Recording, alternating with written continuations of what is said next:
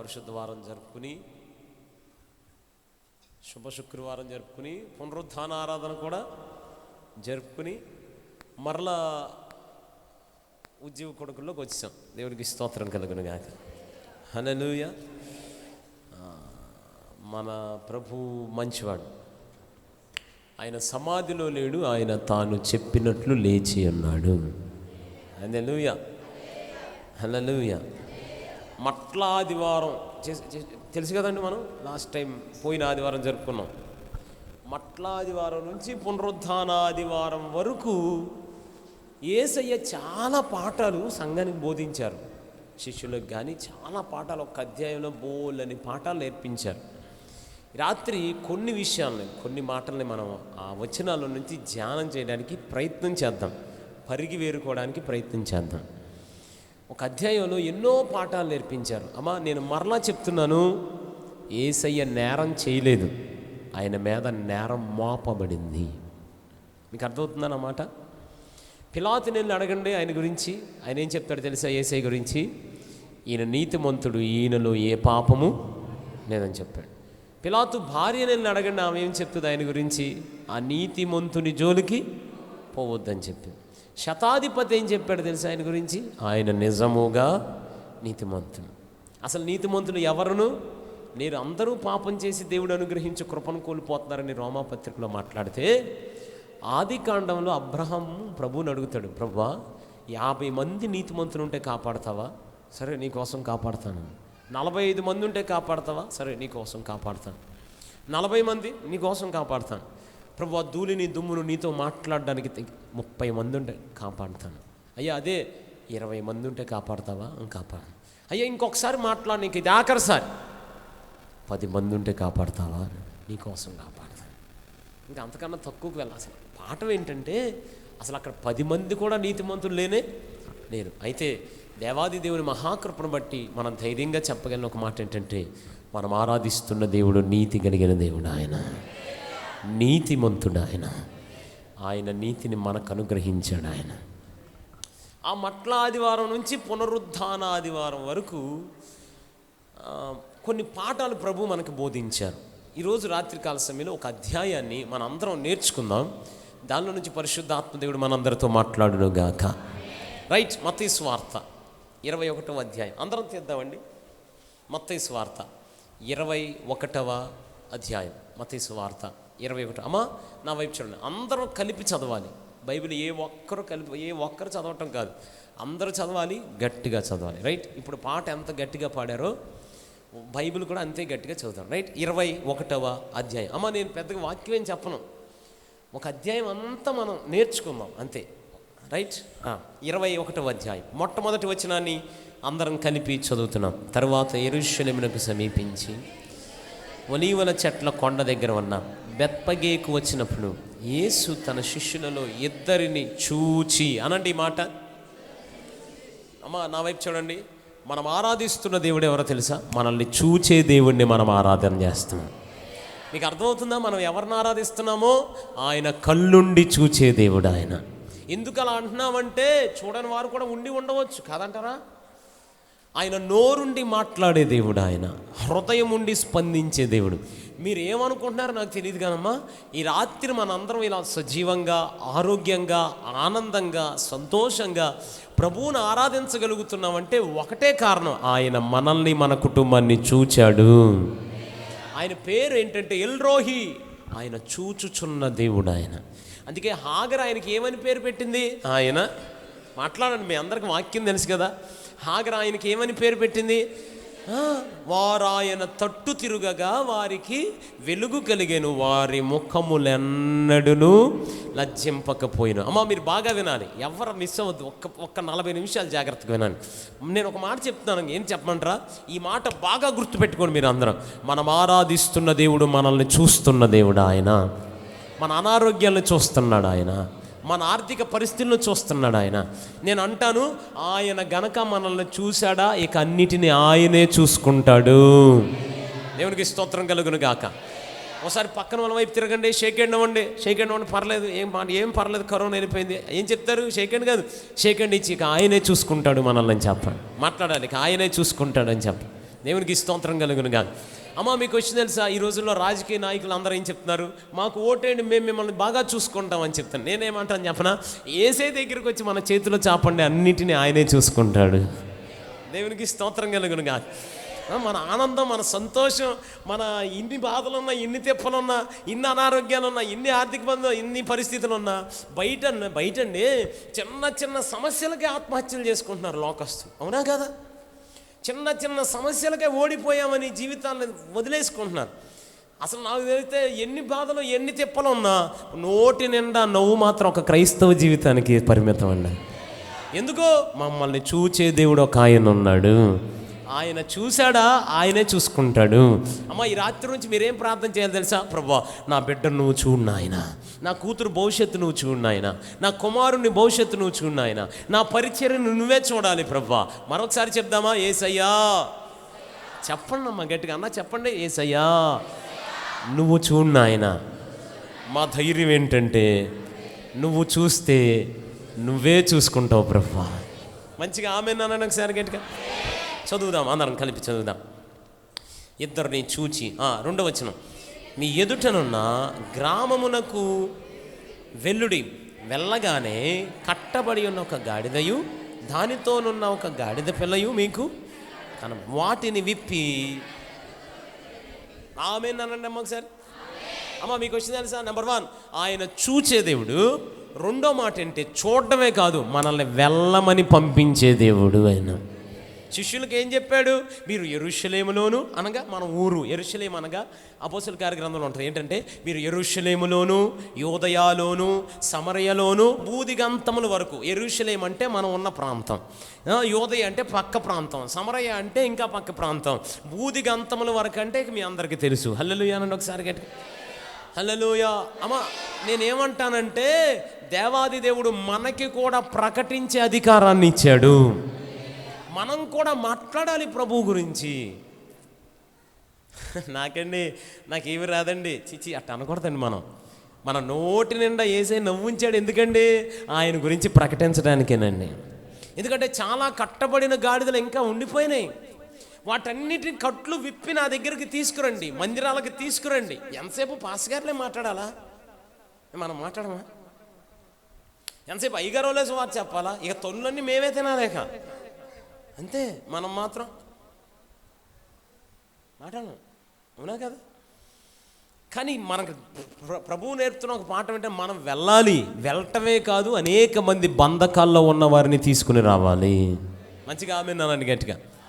మీరు ఈ మధ్య యూట్యూబ్లో చూసారు లేదు, ఛత్తీస్గఢ్లో ఒక సహోదరి ప్రభువుని నమ్ముకుంది. ప్రభువుని నమ్ముకుంటే ఇక చాలామంది వచ్చి ఒక దమ్మిగా అందరూ వచ్చేసి ఆమె మీద పడిపోయారు. ఆమె ఇంటి మీద పడిపోయి, ఎందుకు మారేవా అసలు నువ్వు? మొన్నటిదాకా బాగానే ఉన్నావు కదా, ఎందుకు వెళ్ళిపోయావని కర్రలు పట్టుకుని ఇక చంపేసి అంత సీను. నిజం. అసలు అందరూ భయపడిపోయారు. పోలీసులు వచ్చేసారు. ఎందుకంటే ఛత్తీస్గఢ్లో అంత చిన్న విషయం కాదు కదా. అక్కడికి వచ్చి అందరూ అడుగుతున్నారు, ఎందుకు మారావు? నిన్ను చంపేస్తాం, అసలు బ్రతికే అర్హత లేదు, ఎందుకు మారావంటే ఎవరు వచ్చి మాట్లాడట్లా. అప్పుడు ఆ బిడ్డే వచ్చి మాట్లాడింది, ఆ విశ్వాసురాలు. ఆ వచ్చి ఏమని మాట్లాడింది, అయ్యా ఒక మాట చెప్తాను వినండి, నేను అనారోగ్యంతో ఉన్నప్పుడు మీరు ఎవరు రాలా, నా బిడ్డను ఆకలితో ఉన్నప్పుడు ఎవరు పట్టించుకోవాలా, గడిచిన కాలం అంతా నిద్రలేని రాత్రులు గడిపాం, మనశ్శాంతి లేని జీవితాన్ని గడిపాం, అసలు బ్రతుకుతామన్న ఆశే మాకు లేకుండా పోయింది, మా జీవితాలకు అసలు ఆనందం అన్న మాటే ఉండదేమో అని అనుకున్నాం. అయ్యా మేము అన్ని బాధల్లో ఉన్నప్పుడు, నా బిడ్డలు ఆకలితో ఉన్నప్పుడు, మా పరిస్థితులన్నీ ఏడుపుతో ఉన్నప్పుడు మీరు ఒక్కరు రాలా, మీ అందరూ చెయ్యి వదిలిపెట్టేశారు. మీ అందరూ చెయ్యి వదిలిపెట్టేసిన వేళ ఈ దేవుడే వచ్చి మా చేతిని పట్టుకుని మమ్మల్ని కాపాడాడు అనే సాక్ష్యమే. దేవునికి స్తోత్రం కలుగును గాక. హల్లెలూయా, హల్లెలూయా. ఆ రోజు ఏమైపోయారు అందరూ? ఈరోజు వచ్చి మాట్లాడుతున్నారు. నిలదీసిందండి. స్ట్రాంగ్ వ్యతిరేకత ఉన్న రాష్ట్రం అది. మనలాగా అన్ని అనుకూలంగా ఉన్న రాష్ట్రం కాదు. తేడా వచ్చేసేస్తారు అట్టటి రాష్ట్రం. అక్కడ నిలబడితే అన్ని పరిస్థితులు మాకు ప్రతికూలంగా ఉన్నప్పుడు అక్కడ రాలేదు నా ఇంటికి. ఎంత మంచి దేవుని నమ్ముకుంటే ఈయన ఒక్కడేగా మమ్మల్ని కాపాడింది, సేవకులేగా మా ఇంటికి వచ్చి మమ్మల్ని అన్నం పెట్టింది. ఆ రోజుల్లో మమ్మల్ని అందరూ వదిలేశారు. ఇప్పుడు ఆయన నమ్ముకుంటే మాత్రం వచ్చారు, వెళ్ళిపోండి అర్జెంటుగానే కర్ర పట్టుకోండి. ఇంకేం మాడతారు? అమ్మా మనం కూడా మాట్లాడాలి. ఆమె నన్ను గట్టిగా చెప్పండి, పక్కన వాళ్ళతో చెప్పండి, మనం కూడా మాట్లాడాలి అని మాట్లాడండి అన్న, మాట్లాడండి నాన్న, తమ్ముళ్ళు చెప్పండి, మనం కూడా మాట్లాడాలి, మనం కూడా ప్రకటించాలి. దేవునికి స్తోత్రం కలుగును గాక. సువార్త ప్రకటించే విషయంలో మనం సిగ్గుపడే వారం కానే, గట్టిగా చెప్పండి, సువార్త ప్రకటించే విషయంలో మనం సిగ్గుపడే వారం కానే. దేవునికి స్తోత్రం కలుగును గాక. నేను రోజు ట్రావెల్ చేస్తూనే ఉంటాను, సోమవారం నుంచి శుక్రవారం దాకా. శనివారం ఆదివారం మా మందిరంలో ఉంటాను. ప్రతిరోజు చాలా వరకు బస్సులు, లారీలు, ట్రాక్టర్లు, ఎడ్ల బళ్ళు, సైకిలు, లేదంటే బండి ఏమీ దొరకకపోతే బంగారం లాంటి కాళ్ళు ఇచ్చాడు దేవుడు, నడుచుకుంటూ వెళ్ళిపోతాం. మీరు 10 అడుగులు వేయాలి, మనం ఒక్క అడుగైతే వెళ్ళిపోతాం. అన్నారా? ప్రతిసారి నా పని ఏంటి అనుకుంటున్నారు, అందరు అమాయకం తిరిగేస్తున్నాడు బస్సులో అనుకుని. చిచి, అంత లేదు. బస్సులో కూర్చోగానే పక్కన 10 నిమిషాలకు ఎవరో ఒకరు వచ్చి కూర్చుంటారు కదా, 10 నిమిషాలు మాట కలుపుతాం. మాట కలపగానే ఆయన హృదయంలో యేసయ్యని గురించి విత్తనాలు వేసేసి దిగేస్తాను బస్సు. హల్లెలూయా అన్నాను గట్టిగా. ఈరోజు ఫలించకపోవచ్చు, కానీ నా నమ్మకం ఏంటంటే ఏదో రోజు కొన్ని లక్షల ఆత్మలు నా అకౌంట్లో దేవుడు వేస్తాడు ఖచ్చితంగా. మన విత్తనం విత్తనమే, ఫలింపజేయడం ఆయన వంతంతే. దేవునికి స్తోత్రం కలుగును గాక. హల్లెలూయా, హల్లెలూయా. ఆయన వెళ్ళమని చెప్పాడు. ఎందుకు వెళ్ళవు నాన్న? బంధించబడి ఉన్నాయి, బంధకాల్లో ఉన్నారు, గాడిదలు ఉన్నాయి, తీసుకురా నా దగ్గరికి. అమ్మ మీ క్వశ్చన్ మీరు బాగా వినాలి. యెరూషలేము అనండి, గట్టిగా అనండి అన్న. యెరూషలేము గుమ్మాల్లోకి గాడిదను రానవరం. ఎందుకు అనుకుంటున్నారు? గాడిద కనుక యెరూషలేము గుమ్మంలోకి వస్తే మెడకాయ తిప్పి చంపేస్తారు. ఏం చేస్తారు? అదొక శిక్ష, అదొక శిక్ష. ఇప్పుడు భారతదేశంలో ఏ విధంగా అయితే తప్పు చేస్తే ఉరి శిక్ష, ఇజ్రాయిల్లో ఏమంటారు సిలువ శిక్ష, అలా యెరూషలేము పట్టణానికి ఉన్నటువంటి ఒక ఆచారం ఏంటంటే గాడిద వస్తే మెడకాయ తిప్పి చంపేస్తారు. అందుకే ఏ గాడిదని వెళ్ళనవరం, ఏ గాడిద వెళ్ళడానికి లోపలికి వెళ్ళడానికి ధైర్యం చేయదు. అందుకే ఈ తల్లి గాడిద, తండ్రి గాడిద, అన్న గాడిద, ఈ అక్క గాడిద, ఈ గాడిదలన్నీ ఈ పిల్ల గాడిదకి చెప్తారే నువ్వు ఎక్కడికన్నా ఎల్లు, కానీ ఆ గుమ్మంలోకి మాత్రం మాట్లాడలా, మీరు ఆ గుమ్మలోకి మాత్రం అడుగు పెట్టొద్దని చెప్తారు. కానీ మీకు వచ్చింది తెలుసా, సాధారణ గాడిదలు పక్కన పెట్టండి, మనుషులతో సహా మనం ఏ పని చేయొద్దన్నామో నాకు తెలుసుగా, తిరిగేలేదు, ఎటు వెళ్ళొద్దన్నాము అంటే వెళ్తాం. ఆ మధ్య టిఫిన్ పెట్టారు, టిఫిన్ మీద 10 బాక్సులు ఉన్నాయి, అన్నిటి మీద మూతలు ఉన్నాయి. నాన్న దీనిలో ఇడ్లీ ఉంది తిను, సరే అమ్మగారు. ఇందులో పునుగులు ఉన్నాయి తిను, సరే అమ్మగారు. ఇందులో హాయి మినపట్టి పెట్టాను తినన్నా, సరే అమ్మగారు. ఇందులో మామూలుగా ఇక్కడ ఉంటుంది పూరి పెట్టాను తినన్నా, సరే అమ్మగారు. ఇందులో పాయసం ఉంది తిను అన్న, సరే అమ్మగారు. ఇందులో దారిమ్మ గింజలు, సరే అమ్మగారు. ఇందులో జామ ఉంది తాగు, సరే అమ్మగారు. దీనిలో పాయసం ఉంది తిను, సరే అమ్మగారు. అయితే ఈ మూత మాత్రం తీబాక అని చెప్పి వెళ్ళాను. మనం ఏ మూత తెస్తాం ముందు? గొప్ప వాళ్ళందరూ ఇక్కడే ఉన్నారు. దేవునికి స్తోత్రం, దేవునికి స్తోత్రం. హల్లెలూయా. ఏ మూత తెస్తామమ్మా? అవును కదా. ఒక రోజు ఈ గాడిదలన్నిటికీ అలతాలి. ఇప్పుడు జార్జి బుష్ అనే గాడిద ఉంది. హల్లెలూయా అనండి, మంచిగా అనండి, హల్లెలూయా అని, హల్లెలూయా అనండి అమ్మ. జార్జి బుష్ అనే గాడిద ఉంది. ఈ గాడిదకి వీళ్ళ నాన్నగారు వీళ్ళ అమ్మగారు ఈ గాడిదలన్నీ చెప్పాయి, ఏమని రే నువ్వు ఎక్కడికన్నా అడుగు పెట్టు కానీ, మాట్లాడండి మీరు, ఎక్కడికన్నా అడుగు పెట్టు కానీ, గట్టిగా చెప్పండి, ఎక్కడికన్నా అడుగు పెట్టు కానీ, మాట్లాడాలి అందరూ. మీరు ఎక్కడికన్నా వెళ్ళు కానీ యెరూషలేము గుమ్మంలోకి మాత్రం అడుగు పెడితే ఏం చేస్తారు? మాట్లాడాలి. మీరు అడుగు పెడితే ఏం చేస్తారు? మెడకాయ తిప్పి చంపేస్తారు. సరే రైట్, నిజమే, నేను వెళ్ళను అని చెప్పాం. కాసేపటికి మన మనసు అంతా ఇటు వెళ్తుంది అంటే అవునా కదా. సరే ఎవరు లేరుగా, డాడీ మమ్మీ అందరూ దూరంగా ఉన్నారు, పనులు ఉన్నారా, అసలు లోపల ఏముందో చూద్దామని చెప్పి ఈ గాడిద ఉంది. ఎవరా గాడిద? పేరు చెప్పండి. ఈ గాడిద ఎవరు లేనప్పుడు కాముగా యెరూషలేము పట్టణంలోకి అడుగు పెట్టేసింది. ఇక అందులోకి అడుగు పెడితే ఈ గాడిదకి బ్రతికే అర్హత ఉందా? మాట్లాడట్లా మీరు. బ్రతికే అధికారం ఉందా? ఏం చేసి చంపేస్తారు? మెడకాయ తిప్పి ఇక అయిపోయింది, ఇక జీవితం క్లోజ్. ఇక బ్రతికే అర్హత లేదు, ఇక భూమి మీద నౌకలు లేవు, ఇంకా అది జీవితం ఏదో ఒకటి ఈరోజు ఫుల్ స్టాప్. ఈ విషయం ఇంటి దగ్గర తెలిసిపోయింది. అందరూ పరిగెత్తుకుంటూ వచ్చేసారు. అన్నగాడిద, అక్కగాడిద, తమ్ముడిగాడిద, తల్లిగాడిద, మొత్తం అందరూ వచ్చేసారు. అందరూ వచ్చేసి అరే ఎంత పని చేసావురా, మేము చెప్పాంగా నిన్ను కదలొద్దని, వెళ్ళొద్దని చెప్పాంగా, మేము ఎందుకు చెప్పాము వినలేదు కదా, ఇప్పుడు నీ పరిస్థితి ఏంటని ఏడవటం మొదలెట్టారు గుమ్మం దగ్గర. వాళ్ళు లోపలికి రాగలరా? లోపల రాగలరా? సొంత రక్తమేగా, నా కోసం రాలేరా? రారు. మనం పేగు పంచుకు పుట్టిన బిడ్డలైనా తల్లిైనా ఎవరైనా కానీ సొంత బిడ్డల కోసం ప్రాణం పెడతారా? పెట్టరు. కానీ మన పరమ తండ్రి మన కోసం ప్రాణం పెట్టాడండి ఆయన. దేవునికి స్తోత్రం కలుగును గాక. హల్లెలూయా, హల్లెలూయా. సరే ఇక చూస్తున్నారు, ఎప్పుడు వస్తారా, ఎప్పుడు మెడక తిప్పేస్తారా, అరే గుంట రెడీ చేయండి రా, షామ్యానాలు వేయించండి రా, అరే ఉప్పు రెడీ చేయండి రా, అగరొత్తులు రెడీ చేయండి రా, ఇక అయిపోయింది పంపించేస్తారు పార్సిలు అనుకునేట. ఎందుకంటే బ్రతికే అర్హత లేదు, కట్టబడిపోయింది, బంధకాల్లో ఉండిపోయిన గాడిద లోపలికి వెళ్ళగానే ఏ క్షణానైనా చంపేస్తారు. అలా అనుకున్న గాడిద వైపుకి ఈయన ఇక్కడ బయట నుంచి చూస్తూనే ఉన్నారు, బయట నుంచి ఏమవుతుందని టెన్షన్ పడతానే ఉన్నారు, బయట నుంచి ఏం జరగబోతుందని టెన్షన్ పడతానే ఉండగా కాసేపటికి ఈ గాడిదని మెడకై తిప్పి చంపట్లా, ఈ గాడిని నడుచుకుంటూ వెళ్తుంటే అందరూ వందనాలు చెప్పడం మొదలుపెట్టారు. హల్లెలూయానండి. అసలు కింద నడవనట్లా పట్టాలు ఎక్కించి నడవటం మొదలెట్టారు. హల్లెలూయా చెప్పండి. ఓ పెద్ద ఫోటో తీసేసి ఫోటో ఫ్రేమ్ని గిఫ్ట్గా ఇవ్వడం ప్రారంభించారు. హల్లెలూయానండి. అరే అసలు కనీసం నిలబడినోట్ల ఏ పేపర్ మీద చూసినా ఈ గాడిద ఫోటోని హల్లెలూయానండి. మంచిగా చెప్పండి హల్లెలూయానండి. ఇప్పుడు ఒక మాట అడగనా, ఈ గాడిదగా ఆ విలువ ఎక్కడి నుంచి అంటారు? మీ మాట అట్లా మనమేమనుకుంటున్నాం మరి మనం అది నేను అసలు చిచ్చి మనందరం ఎవరో తెలుసా? గాడిదలం అనండి. ఎందుకు ఇచ్చాడు తెలిసి అంత విలువను? మన మీద ఈ జార్జ్ బుష్ అనే గాడిద మీద యేసయ్య కూర్చునున్న ఒక్క కారణానికి అంత విలువని ఇచ్చి కాపాడుతూ నడిపిస్తున్నాను. దేవునికి స్తోత్రం కలుగును గాక. హల్లెలూయా హల్లెలూయా. కట్టెలు పడ్డే ఉన్నాయి, తీసుకురండి. మీకు అర్థమవుతుందమ్మా? అధ్యయనం మనకి ఏం నేర్పి, నేను చూస్తున్నాను మిమ్మల్ని, మీరు వెళ్ళండి. కట్టబడి ఉన్నాయి, అసలు బ్రతికే అర్హత లేదు, కానీ నేను మీకు విడుదల పోతున్నాను. అలా మాట్లాడుతూ ఇప్పుడు అందరూ 5వ వచనం చదువుతున్నాం. 5వ వచనం మీరు అందరూ ఇక్కడే ఉంటే ఒకసారి ఆమెన్ అంటారా? నా మాటలు మీకు అర్థమవుతుంటే ఆమెన్ అంటారా? 5వ వచనం అందరూ చదవండి. ఇదిగో నీ రాజు సాత్వికుడై గాడిదను భారవాహక పశువు పిల్ల అయిన చిన్న గాడిదను ఎక్కి నీ యొద్దకు వచ్చుచున్నాడని. అమ్మ నా వైపు చూడండి, ఇది ఒక వాగ్దానం, ప్రవచనం. సుమారు 700, 800, 900 సంవత్సరాల క్రితం ప్రవచించబడ్డ ప్రవచనం. మలాకీకి మత్తయికి మధ్యలోనే 400 సంవత్సరాలు ఉంది కదా ఆ వైట్ పేజీ. ఇంకా అంతకుముందు ఒక 300 వేసుకున్న 700 తగ్గకుండా ప్రవచించబడ్డ ప్రవచనం. ఎక్కడుంది అయ్యగారు? అది జకర్యా గ్రంథం 9వ అధ్యాయం 9వ వచనంలో ఉంటుంది ఆ ప్రవచనం. అమ్మా అసలు ఈ వారంలో ప్రభు మనకి నేర్పించిన పాఠంలో మెయిన్ పాఠం ఏంటంటే ఇది చూడండి. అక్కడ ఈ వారం ప్రవచనాన్ని దేవాది దేవుడు నెరవేర్చిన వారం అది. అమ్మా నా మాట బాగా వినండి, నా వైపు చూడండి. ఇప్పటికే దేవాది దేవుడు చాలామందికి చాలా ప్రవచనాలు ఇచ్చాడు.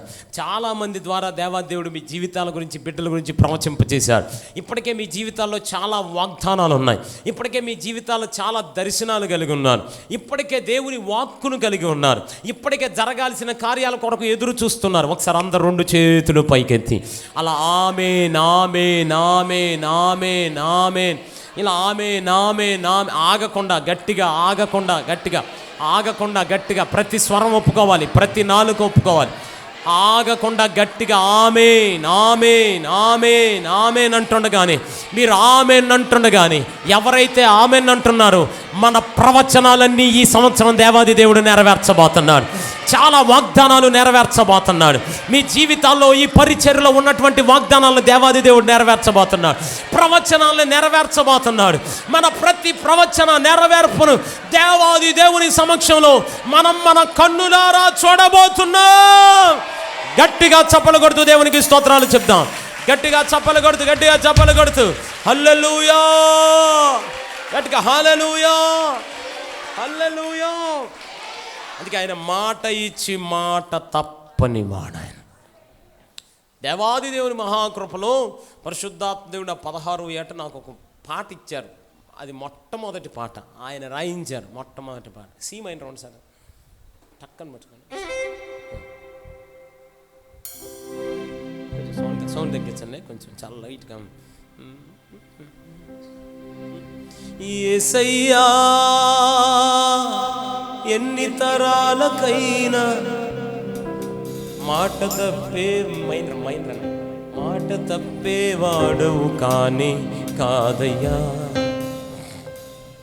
నిన్ను కలిగిన హృదయం పదిలం మెస్సయ్యా. యేసయ్యా ఎన్ని తరాలకైనా యేసయ్యా ఆ స్థితులేవైనా హల్లెలూయా చెప్పండి ఒకసారి గట్టిగా హల్లెలూయా. మాట తప్పేవాడవు కానీ కాదయ్యా, నీవు లేకుండా నా రోజే గడవదయ్యా. హల్లెలూయా చెప్దాం ఒకసారి గట్టిగా హల్లెలూయా. అమ్మ మన ప్రవచనాలన్నీ నెరవేరబోతున్నాయి. ఒక నిరీక్షణ కలిగి ఉన్నాం ఈ రోజున. మన వాగ్దానాలు ఇంకా నెరవేరట్లేదని ఆగిపోయారు కదా. నేను నమ్ముతున్నానండి, నేను దేవుని వాక్యాన్ని చాలా పిచ్చిగా నమ్ముతాను. దేవుని వాక్యాన్ని పరిశుద్ధాత్మదేవుడు మనతో ఖచ్చితంగా మాట్లాడుతున్నారు. మన ప్రవచనాలు వాగ్దానాలు మన పరిచర్యలో ఉన్నవి, మన బిడ్డల పక్షాన ఉన్నవి ప్రతి ఒక్కటి దేవాదేవుడు నెరవేర్చబోతున్నాడు. దేవునికి స్తోత్రం కలుగునుగా. హల్లెలూయా. ఇప్పుడు చూడండి, నేను ఒక్కొక్క మాట చెప్తాను. ఆయన చూస్తున్నాడు, వెళ్ళమన్నాడు, విడిపిస్తున్నాడు, ప్రవచనాన్ని నెరవేరుస్తున్నాడు. తర్వాత మాట 6వ వచనం చదువుదాం. శిష్యులు వెళ్ళి యేసు తమకు ఆజ్ఞాపించిన ప్రకారం చేసి ఆ గాడిదను దాని పిల్లను తోలుకొని వచ్చి వాటి మీద తమ బట్టలు వేయగా ఆయన బట్టల మీద, అసలు ఎంత గొప్ప దేవుడండి ఆయన. ఆకాశ మహాకాశములు పట్టజాలని దేవుడు కదా ఆయన. అసలు ఆయన లాంటి దేవుడు ఎవరైనా ఉన్నారా? అంత గొప్ప దేవుడు ఏమెక్కాడమ్మా? గాడిద. కీర్తనాకారుడు 18వ అధ్యాయం 10వ వచనంలో ఏమన్నాడు తెలుసా? ఆయన కెరూబులను ఎక్కి వచ్చుచుండగా, గాలి రెక్కల మీద ఆయన ప్రయాణము చేయుచుండగా. అసలు ఆయన వాహనం ఏంటి? కెరూబులా. అసలు ఆయన స్థాయి ఏంటి? ఎంత గొప్పదే. కానీ ఏమెక్కి వచ్చాడు అమ్మ? దీన్ని బట్టి ఆయన మనకు నేర్పిస్తున్న ఒక పాఠం బాగా నేర్చుకోవాలి మనందరం. మనం ఎంత ఎదిగినా దేవుని సన్నిధిలో ఒదిగే వారంగానే ఉండాలి. మీకు నా మాట అర్థమవుతుందా అమ్మ? నేను ఒక మాట చెప్తాను వినండి. ఈరోజు ఎవరైతే మనం ఇక్కడ ఆరాధిస్తున్నామో, ఎవరైతే ఇక్కడ దేవుని వాక్యాన్ని వింటూ ఉన్నారో, ఎవరైతే మన అందరం దేవుని సన్నిధిలో ఈ విధంగా నిలబడి ఉన్నామో, అతి త్వరలో దేవాది దేవుడు మనల్ని అందరినీ ఉన్నత స్థాయిలోనికి తీసుకుని వెళ్ళబోతున్నాడు. మనం కళ్ళని దేవాదేవుడు నెరవేర్చబోతున్నాడు. అసలు ఇంకో మాట చెప్పాలంటే, మీ పిల్లలు సెలవు అడిగే ఉద్యోగాల్లో కాదు, సెలవులు ఇచ్చే ఉద్యోగాల్లోనే ఉండబోతున్నారు. నేను ఏమంటానంటే, ఏ స్థాయికి వెళ్ళినా మందిరంలోకి రాగానే మన అందరం యేసయ్యలాగా విధేయులంగానే ఉండాలి. ఇక్కడ ఎవరు ఎక్కువ కానే మాట్లాడాలి, ఇక్కడ ఎవరు ఎక్కువ కానే కాదంతే. మనందరం ఎవరి కోసం వచ్చాం మందిరానికి? యేసయ్య కోసం వచ్చాం. అందుకే యోహాను ఏమంటారు? ఆయనే హెచ్చింపబడాలి, మనము తగ్గించబడాలి. బాగా వినాలి ఈ మాట.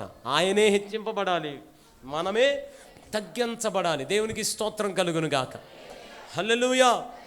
మంచిగా హల్లెలూయా హల్లెలూయా. విధేయులమై తగ్గించుకుని ఆయన దేని మీద వస్తున్నాడు? గాడిద మీద. తర్వాత చదువుదాం. 9వ వచనం చదువుకుంటూ వెళ్దాం. 9వ వచనం.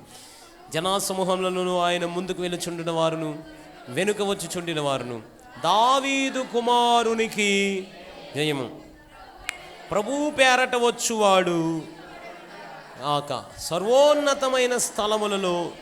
మంచిగా హల్లెలూయా అనండి. ఈ స్తోత్రాలు, ఈ కేకలు ఎక్కడ వినబడుతున్నాయి? వీధులలో అనండి. చెప్పండి, ఎక్కడ వినబడుతున్నాయి?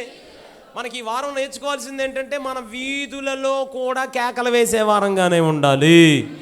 వీధుల్లో కూడా ఏం చేశారు? స్తోత్రాలు చెప్పారు. పోనీ వీధుల్లోనైనా మరలా ఇంకోసారి సేమ్ అదే స్తోత్రం వినపడింది. ఒకసారి చదువుదాం 15వ వచనం.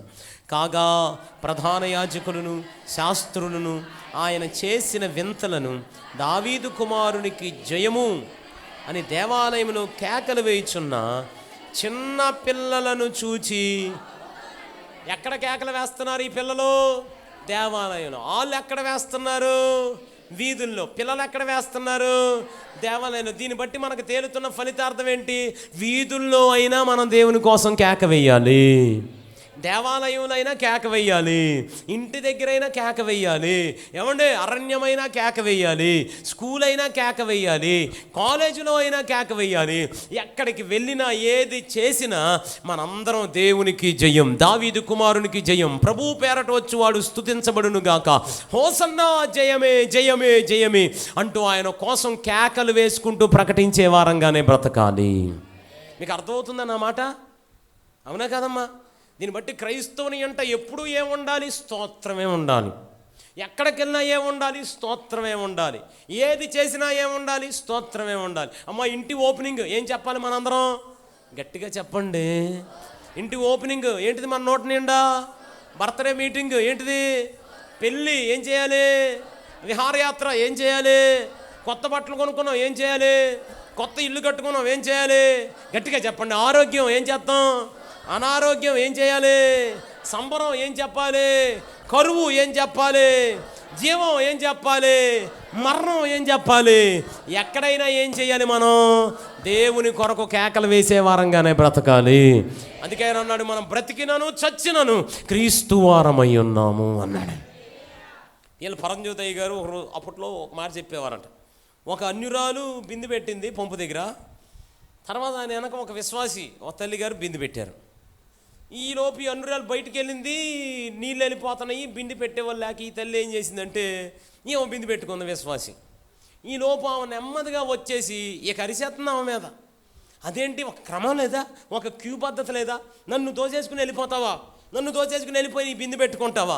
అసలు నువ్వు ఏమనుకుంటున్నావు అని ఆమెకు వచ్చిన నోటికి వచ్చిన తిట్లన్నీ తిట్టడం మొదలెట్టిందంట. తిట్లన్నీ తిట్టడం మొదలు పెడితే నీకు ఈ విశ్వాసికి ఏం చెప్పాలో తెలియక స్తోత్రం నాయన, స్తోత్రం నాయన, స్తోత్రం నాయన, స్తోత్రం నాయన, స్తోత్రం నాయన, స్తోత్రం నాయన. ఈమెమో అదేదో బూత్ మాట అనుకుని ఉందంట. అనుకుని ఏం మొదలెట్టిందంట, నన్ను తిడతావా? నువ్వు స్తోత్రం, మీ నాన్న స్తోత్రం, మీ తాత స్తోత్రం, మీ పాస్టర్ గారు స్తోత్రం, మీ పాస్టమ్మ గారు స్తోత్రం, అసలు మీ ఊరల్లో అందరూ స్తోత్రం అని చెప్పడం మొదలెట్టింది. హల్లెలూయా అనండి గట్టిగా. చివరాఖరికి ఆమెనే స్తోత్రించే నోరుగా దేవాదేవుడు మార్చేసి వాడుకో. స్తోత్రం కలుగును కాక. సో మనం ఎక్కడికి వెళ్ళి ఏం చేయాలి? జయమే జయమే జయమే జయమే పలకాలి నోటి నిండా. దేవునికి స్తోత్రం కలుగును కాక. హల్లెలూయా హల్లెలూయా అన్న. ఎఫ్ మేజర్ ఉండి హల్లెలూయా చెప్పండి ఒకసారి గట్టిగా. ఆమేన్ హల్లెలూయా. ఎక్కడికి వెళ్ళినా మనం ఏం చెప్పాలి? జయమే అనండి ఒకసారి గట్టిగా. హల్లెలూయా. యేసయ్యకు జయమే అని చెప్పండి ఒకసారి గట్టిగా. ఎక్కడ? వీధుల్లో అనండి, స్కూల్లో అనండి, కాలేజీలో అనండి, ఎక్కడైనా అనండి, బస్సులో అయినా అంతే అనండి, ఆటోలో అయినా అంతే అనండి. ఇక ఎక్కడికి వెళ్ళినా గీతం గీతం జయ జయ గీతం జై తట్టి పాడెదము, యేసురాజు లేచెను హల్లెలూయా హల్లెలూయా. గట్టిగా చెప్పరే, కొంచెం గట్టిగా చెప్పొచ్చుగా, కొంచెం గట్టిగా. అమ్మ ఈ పాట రాదా? వచ్చుగా, పాడొచ్చుకమ్మా. అయ్యా పాడొచ్చుగా. అందరు కలిసి పాడదామా? గీతం గీతం జయ జయ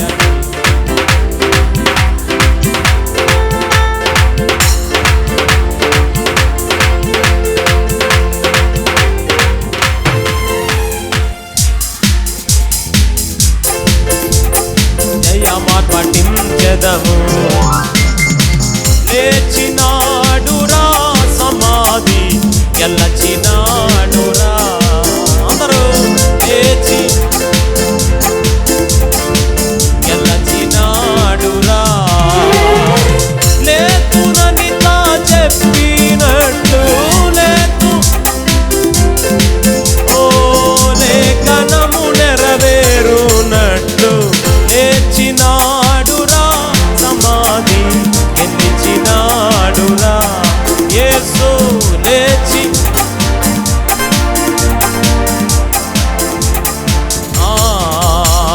గీతం గీతం జయ జయ గీతం జై తట్టి పాడెదము, యేసురాజు లేచెను హల్లెలూయా. జయమా పఠించెదము, యేసురాజు. అందరం చప్పట్లు కొడుతూ యోధా రాజసింహం తిరిగి లేచెను, మృతిని గెలిచి లేచెను. యోధా తిరిగి లేచెను, మృతిని గెలిచి లేచెను.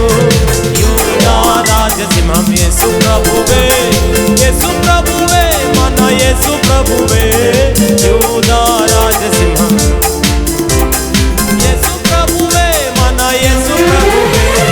గీతం గీతం జయ జయ గీతం జై తట్టి పాడెదము, యేసురాజు లేచె హల్లెలూయా. జయమా పఠించెదము, యేసురాజు లేచెను హల్లెలూయా. పాడెదము. గీతం గీతం జయ జయ గీతం జై తట్టి పాడెదము. యేసురాజు లేచెను హల్లెలూయా జయమార్పటించెదము. యేసురాజు లేచెను హల్లెలూయా జయమార్పటించెదము. యేసురాజు లేచెను జయమార్పటించెదము. యేసురాజు లేచెను హల్లెలూయా.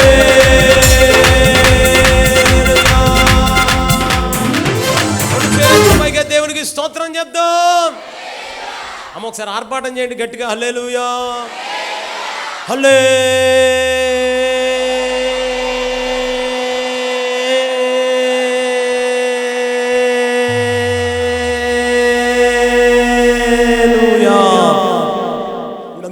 అన్నారు. మీరు అక్కడ చెప్పారా మా అప్పుల పాలెం, అది ఏం పాలెం, ఇది మన పాలెం, అపారావు గారి పాలెం. వారు చాలా తెలివైన. హల్లెలూయా. సర్వజనులారా చప్పట్లు కొడుతూ జయధ్వనులతో ఆర్భాటం చేయుడి. దేవునికి స్తోత్రం. హల్లెలూయా హల్లెలూయా. ఎక్కడ ఉన్నామండి ఇప్పుడు మనం? ఎక్కడైనా ఏం చెల్లించాలి ప్రభుకి? కేకలు వేయాలంతే. కొంతమందికి నచ్చదు, అయినా ఇబ్బంది ఏం లేదు. ఎందుకో తెలుసా? తర్వాత మార్చదండి 16. వీరు చెప్పుచున్నది వినుచున్నావా అని ఆయన అడుగగా అందుకు యేసు వినుచున్నా. బాలుర యొక్కయు చంటి పిల్లల యొక్కయు నోట స్తోత్రము సిద్ధింపజేసి తిని అను మాట మీరెన్నడును, చెప్పండి, మీరెన్నడును.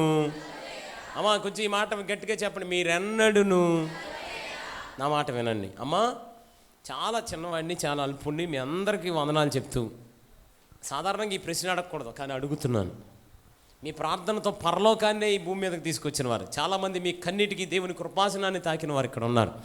అయితే ఈ రాత్రి యేసయ్య అడిగిన ఒక ప్రశ్న మిమ్మల్ని అడుగుతున్నాను. మీరు చదవట్లేదా?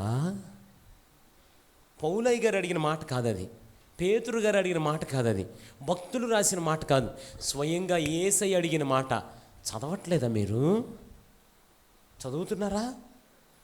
అమ్మ ఈ రాత్రి మన సార్ మీరు ఎవరు సమాధానం చెప్పొద్దు, నేను క్వశ్చన్ అడిగిన ఆన్సర్ అవసరంలా.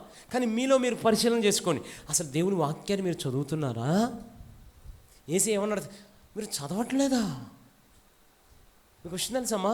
ఒక్క మత్తయి సువార్తలోనే 6 సార్లు అడిగాడు ఆ ప్రశ్న. చూస్తారా? 12వ అధ్యాయం మీరు అందరు ఎక్కడే ఉంటే ఒకసారి ఆమెన్ అంటారా? 12వ అధ్యాయం 3వ వచనాన్ని కొంచెం సీరియస్గా దేవుని మాటలు వినడానికి ప్రయత్నించాలి. 12వ అధ్యాయం 3వ వచనం అందరం కలిపి ఒకేసారి చదవండి. ఆయన వారితో ఇట్లను తానును తనతో కూడానున్న వారిని ఆకలి కొని ఉండగా దావీదు చేసిన దాని గురించి మీరు చదవలేదా?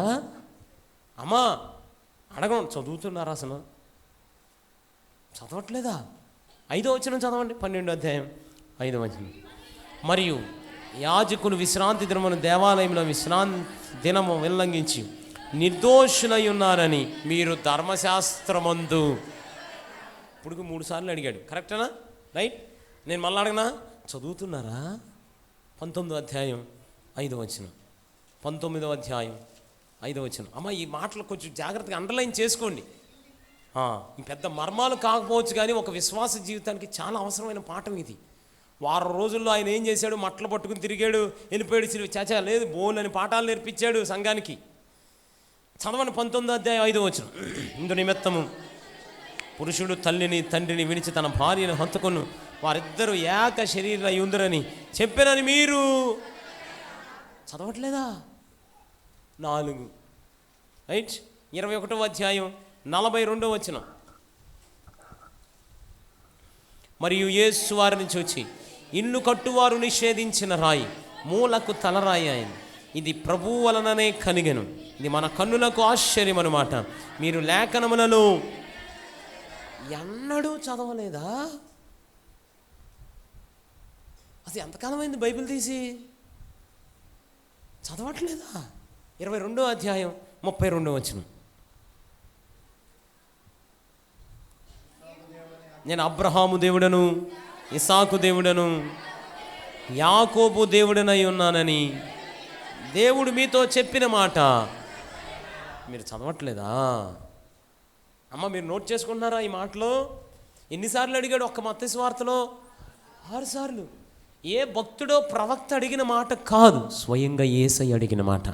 మీరు చదువుతున్నారా? చదవట్లేదా? అమ్మా, మీరు చదవట్లేదా? మీకు విషయం తెలుసమ్మా, ఒక మెరిట్ స్టూడెంట్స్ యొక్క లక్షణం ఏంటి తెలుసా? యావరేజ్ స్టూడెంట్ అయితే మాస్టర్ చెప్పిన తర్వాత ఇంటికి వెళ్ళి చదువుతాడు. కానీ మెరిట్ స్టూడెంట్స్ అయితే అలా కాదు. రేపు మాస్టర్ ఏం చెప్తారో ఈరోజు రాత్రి దాన్ని చదివేస్తాడు, ఆడికి అర్థమైనంతసేపు అర్థం చేసుకుంటాడు. రేపొద్దున వెళ్ళిపోయి మాస్టర్ చెప్పింది వినగానే ఇక జీవితంలో మరలా చదవకుండా పరీక్ష రాయగలడం. అందుకే వాళ్ళు టాపర్స్, ర్యాంకర్స్ అయి కూర్చున్నారు. పాఠం ఏంటి తెలుసా? చదువుకుని వెళ్ళి విన్నారు. మనం కూడా 6 సార్లు ప్రభు అడిగాడంటే దాని పాఠం ఏంటి? ఇంటి దగ్గర 6 రోజులు చదవాలి. ఆమెన్నానండి. 7వ రోజు వచ్చి ఇక్కడ వినాలి. అసలు చదువుతున్నామా? అమ్మ, ఎవరు ఎంత భక్తి అన్నా చేస్తారు, ఎంత పరిచర్య అన్నా చేస్తారు, ఎంత ఘోరంగా బాక్సులు మొయ్యమన్నా మోస్తారు, ఎంత ఎండలో పరిచర్య చేయమన్నా చేస్తారు. పరిచర్య చేస్తే ఆశీర్వదించబడతాం, పరిచర్య చేస్తే దీవించబడతాం, కాదనట్లేదు. వీటన్నిటికన్నా ప్రాముఖ్యం ఏంటి తెలుసా? చదవాలి. ఎందుకు అనుకుంటున్నారు? వాక్యం ద్వారా సాధించలేనిది ఏది లేనే. మన విజయ రహస్యం, మన ధైర్యం, మనల్ని సరిచేసేది. దీన్ని అందుకే దువ్వెనతోనో ఏసీతోనో లేకపోతే దేంతో పోల్చలా. సుత్తి అన్నాడు, కత్తి అన్నాడు. విన్నారమ్మా? మనల్ని సరిచేస్తుంది. అందుకే అన్నాడు. మీరు చదవట్లేదా? అసలు ఆశ్చర్యం ఏంటి తెలుసా? ఆ చదవని వారు మందిరంలోనే ఉన్నారట. మందిరంలో ఉన్నారు. చదవను. పరిశుద్ధాత్ముడు ఎవరితో మాట్లాడుతున్నాడు ఈ రాత్రి నాతో సహా. చదవని వారు మందిరంలోనే ఉన్నారు. అమ్మ, ఆది కాలం నుండండి వాక్యాన్ని ఆపడానికి ప్రజలు ప్రయత్నిస్తూనే ఉన్నారు. మీకు జ్ఞాపకం ఉందా? ఆది యందు అరణ్యమందు వినబడుచున్న కేక. అది ఏమంటే అక్కడి నుంచి కేక వినబడుచున్నది. అతడు మండుచూ ప్రకాశించుచున్న దీపం. అతని కాంతిలో ప్రజలు కొంతకాలం ఉండిపోవడానికి ఇష్టపడిపోయారు. అతని పేరు బాప్తిస్మమిచ్చు యోహాను. అతడు ఏమని ప్రకటిస్తున్నాడు? రాజ్య స్వార్థ ప్రకటిస్తున్నాడు. యేసయ్య కూడా అదే చెప్పాడుగా. మీరు బోధించండి, ఉపదేశం చెప్పండి, స్వార్థ చెప్పండి, రోగులను స్వస్థపరచండి, వ్యాధులను నయం చేయండి, చనిపోయిన వారిని తిరిగి లేపండి. అయితే బాప్తిస్మ ఇచ్చి యోహాను రాజ్య స్వార్థ చెప్తున్నాడు. రాజ్య స్వార్థ చెప్తూ మారు మనస్సు పొందండి, బాప్తిస్మాలు పొందండి, ఇక ఆలస్యం చేయొద్దు, వస్తానని చెప్పిన వాడు రాకుండా మానడు, అతి త్వరలో మనం దేవుని రాకరణ ఎదుర్కోబోతున్నాం అని స్వార్థ ప్రకటిస్తుంటే 100 మంది బాప్తిస్మాలు తీసుకోవడానికి వచ్చేశారు. ఇక ఆందోళన ప్రారంభమైపోయింది అందరిలో. అరే, బాప్తిస్మ ఇచ్చి యోహాను రా, ప్రభువుని ప్రకటిస్తున్నాడు రా, యేసుని ప్రకటిస్తున్నాడు రా, మొత్తం అందరూ బాప్తిస్మాలకు వచ్చేస్తున్నారు. ఇలా అయితే వాక్యం విస్తరించిపోబడిపోతుంది, క్రీస్తు విస్తరించిపోతున్నాడు, క్రైస్తవ్యం విస్తరించిపోతుంది. ఏదోటి చేసి బాప్తిస్మ ఇచ్చి యోహాను ఆపండని బాప్తిస్మ ఇచ్చి యోహాను తలకై నరికి చంపారు. అనుకున్నారు బాప్తిస్మ ఇచ్చి యోహానుతో వాక్యం ఆగిపోయింది, క్రీస్తు ఆగిపోయాడు, క్రైస్తవ్యం ఆగిపోయింది, మనమే గెలిచామని అనుకున్నారు. ఈ లోపల బాప్తిస్మ ఇచ్చి యోహాను స్థానంలో దేవాది దేవుడు నజరేయుడైన యేసును లేవనెత్తాడు. ఆయన దేవునికి స్తోత్రం కలుగును గాక. యోహాను గారు ఉన్నప్పుడు 100 బాప్తిస్మాలే. ఆయన ఉన్నప్పుడు కేవలం స్వార్థ మాత్రమే చెప్పేవారు, ఉపదేశం మాత్రమే చెప్పారు. కానీ యేసయ్య రాగానే వాక్యం చెప్తున్నాడు, చచ్చిపోయిన వాళ్ళని పైకి లేపటం ప్రారంభించాడు. ఆయన వాక్యం చెప్తున్నాడు, గుడ్డోళ్ళకి కళ్ళు ఇస్తున్నాడు. ఆయన వాక్యం చెప్తున్నాడు, చెవిటోళ్ళకి చెవులు ఇస్తున్నాడు. ఆయన వాక్యం చెప్తున్నాడు, అద్భుతాలు జరుగుతున్నాయి. అమ్మ, మీకు విషయం తెలుసా? ఆయన నడుచుకుంటూ వెళితే అద్భుతాలు జరుగుతున్నాయండి, ఆయన నిలబడితే అద్భుతాలు జరుగుతున్నాయండి, ఆయన పడవలో పడుకునుంటే అద్భుతం చేస్తున్నాడండి, ఆయన ఉమ్మి ద్వారా అద్భుతం జరుగుతుందండి, ఆయన చూపు ద్వారా అద్భుతం జరుగుతుందండి. అసలు విషయం ఏంటంటే ఈ రోజుకి యేసయ్య అని చెప్తే అద్భుతాలు జరుగుతూనే ఉన్నాయండి. బాప్తిస్మ ఇచ్చి యోహాను ఉన్నప్పుడు 100 బాప్తిస్మాలే. యేసయ్య రాగానే అప్పారో పాలెం అంతా యేసయ్య దగ్గరికి వచ్చేయటం ప్రారంభించింది. దెందులూరు అంతా యేసయ్య దగ్గరికి వచ్చేయటం ప్రారంభించింది. అతి త్వరలో ఏలూరు అంతా యేసయ్య దగ్గరికి వచ్చేయటం ప్రారంభించింది. ఆంధ్రప్రదేశ్ అంతా వచ్చేబోతుంది, తెలంగాణ అంతా వచ్చేబోతుంది, ఆ ఉత్తరప్రదేశ్ అంతా రాబోతుంది. అతి త్వరలో భారతదేశాన్ని యెహోవా ఏలుచున్నాడన్న బ్రేకింగ్ న్యూస్ టీవీ 9లో మనం చూడబోతున్నాం. దేవునికి స్తోత్రం కలుగును గాక. హల్లెలూయా. అప్పుడు అనుకున్నారు, అబ్బా యోహాను ఉంచితేనే బాగుండేదిరా, 100 బాప్తిస్మాలే.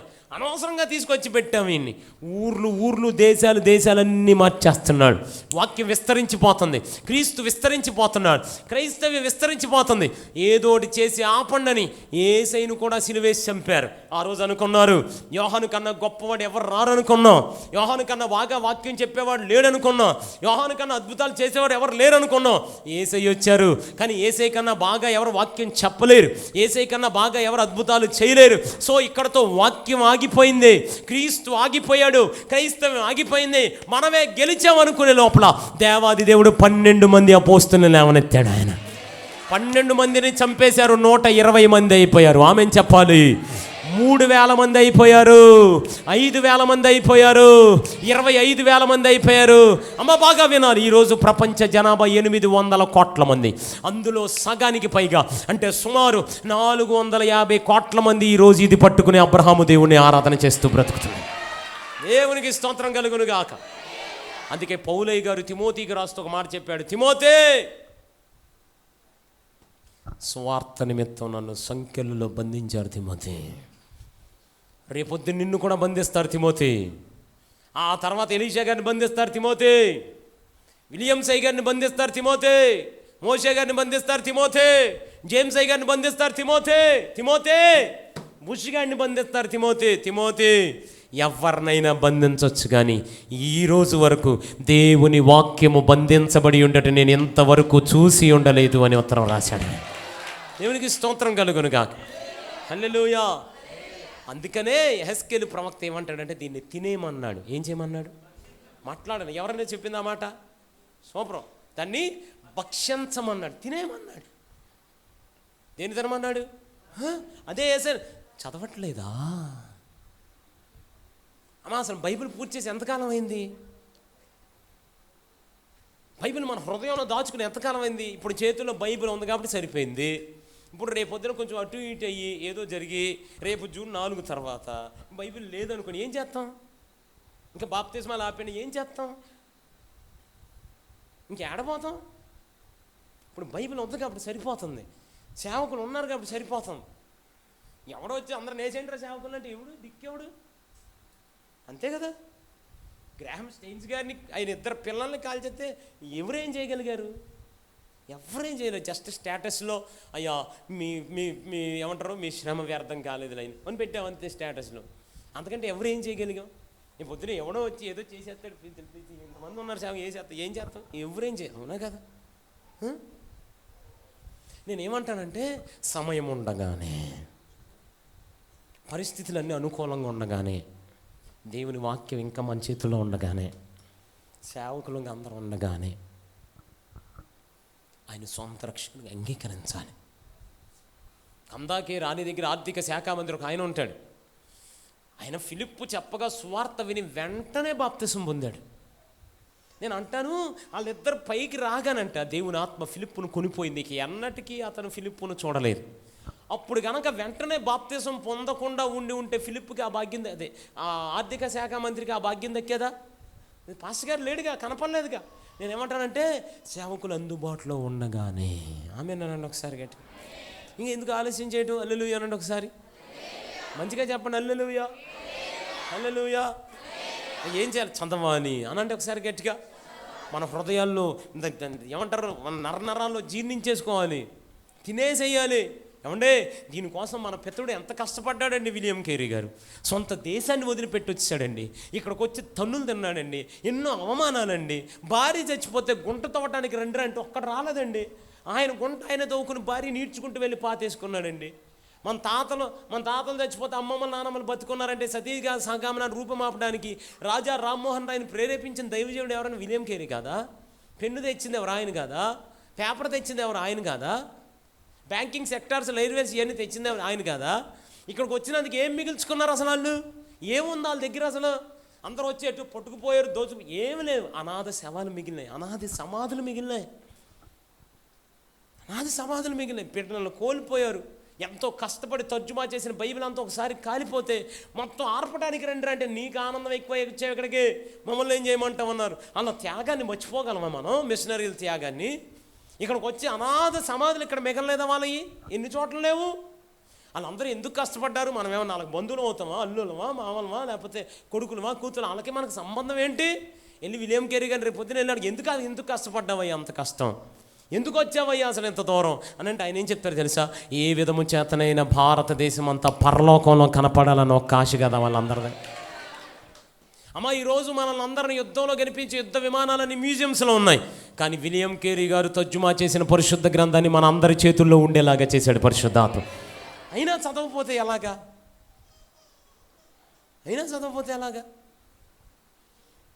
ఎక్కడో లేరు. నేను మిమ్మల్ని అన్నట్లా, మీరు బాగా చదువుతారు కాదనట్లేదు. నేనేమంటానంటే మందిరంలోనే ఉన్నారట చదవని వారు. మీరు చదవట్లేదా అని అడిగాడు యేసయ్య. మీరు చదువుతున్నారా? ఒకసారి మీరు అందరు ఇక్కడే ఉంటే ఆమెన్ అంటారు ఒకసారి గట్టిగా. దేవునికి స్తోత్రం చెప్తారా? హల్లెలూయా. ఆయన యెరూషలేములోకి ప్రవేశించిన తర్వాత ఎన్ని మాటలు చెప్పుకుంటూ వచ్చాడు? నేను మిమ్మల్ని చూస్తున్నాను అన్నాడు, మిమ్మల్ని పంపుతున్నాను అన్నాడు, విడుదలిస్తున్నాను అన్నాడు, మీరు అందరు రండి నా దగ్గరికి అన్నాడు, మీ ప్రవచనాన్ని నెరవేరుస్తున్నానని చెప్పాడు. ఆయనలాగా విధేయులు ఉండమని ఒక పాఠం నేర్పించాడు. వీధుల్లో అయినా దేవాలయంలో అయినా ఒకేలాగా కేకలు వేయండి అని చెప్పాడు. అంత మాత్రమే కాదు, మానక చదవండి పరిశుద్ధ గ్రంథాన్ని అని మనకు బోధించాడు. హల్లెలూయా అనండి ఒకసారి గట్టి మంచిగా చెప్పండి. హల్లెలూయా. మంచిగా చెప్పండి. హల్లెలూయా. మనం చదవగలుగుతున్నామా? మనందరం పరిశీలన చేసుకుందాం. దేవుని వాక్యాన్ని చాలామంది వదిలిపెట్టేశారండి. దేవుని వాక్యానికి చాలామంది దూరంగా బ్రతుకుతున్నారండి. దేవుని వాక్యం అందరికీ నచ్చట్లేదు అసలు. ఎప్పటికీ దీవెనలు ఆశీర్వాదాలు ఇవే. ఎందుకంటే దేవుని వాక్యం నరికేస్తుంది కాబట్టి ఎవరికి నచ్చట్లేదు, మనతో మాట్లాడుతుంది కాబట్టి చాలా నచ్చట్లేదు. మనం అందరం దేవుని వాక్యాన్ని చదివే వారంగానే ఉందము గాక. దేవునికి స్తోత్రం కలుగును గాక.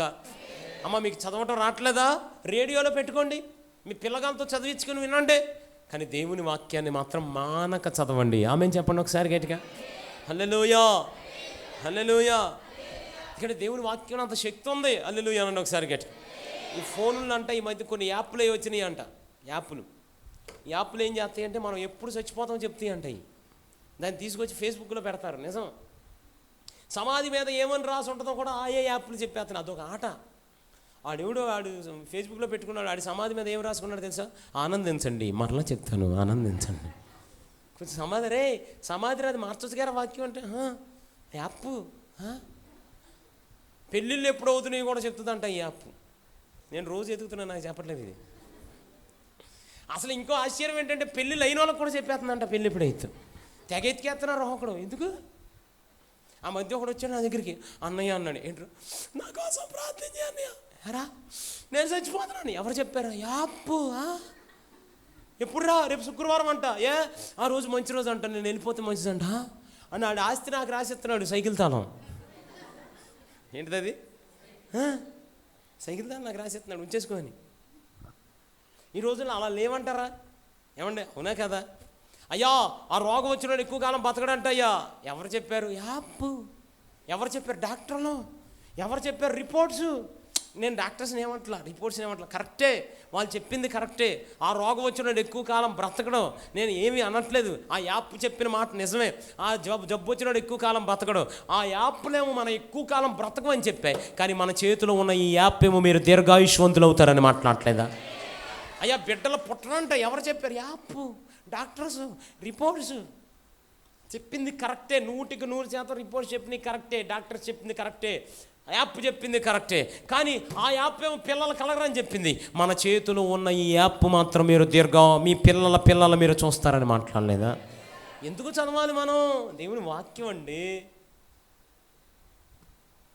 అవునంటే అవును, కాదంటే కాదు, ఇక తిరిగేలేదు. మీరు అందరూ ఇక్కడే ఉంటే ఒకసారి ఆమె ఏం చెప్తారా గట్టిగా? హల్లెలూయా. హల్లెలూయా. ఇక నేను ముగింపులోనికి తీసుకొస్తూ ఒక్కొక్క మాట చెప్తున్నాను, వినేయండి. ఆయన మనల్ని చూస్తున్నాడు అనండి. నా వెనక ఈ మాట. వెళ్ళమని పంపించాడు అనండి. బంధకాల్లో ఉన్న వారిని తీసుకురమ్మన్నాడు అనండి. మన ప్రవచనాన్ని నెరవేర్చబోతున్నాడు అనండి. ఆయన వల్ల తగ్గించుకోమని నేర్పించాడు అనండి. వీధుల్లోనూ దేవాలయంలోనూ కేకలు వేస్తూ ప్రభువుని ఆరాధించమని చెప్పాడు అనండి. ప్రతిరోజు మానక పరిశుద్ధ గ్రంథాన్ని చదవమని చెప్పాడు అనండి ఒకసారి గట్టిగా. ఇక్కడ నుంచి ఇంకొక మాట చెప్పేసి వెళ్ళిపోతాను. రైట్? దేవునికి స్తోత్రం కలుగునుగా. 21వ అధ్యాయం, మత్తయి సువార్త 21వ అధ్యాయం. అందరూ ఈ ఒక్క మాట, చివరి మాట చూసుకుని ప్రార్థన చేసుకుందాం. 12వ వచనాన్ని కలిపి చదువుతున్నాం అందరం. యేసు దేవాలయములో ప్రవేశించి అనండి ఈ మాట అందరు గట్టిగా. అమ్మా నీకు క్వశ్చన్ చెప్పమా, ఆయన చనిపోయే వారం ఇంకొక 5 రోజుల్లో జయమే జయమే అని పలికిన వాళ్ళు అందరూ చంపే అన్నారు.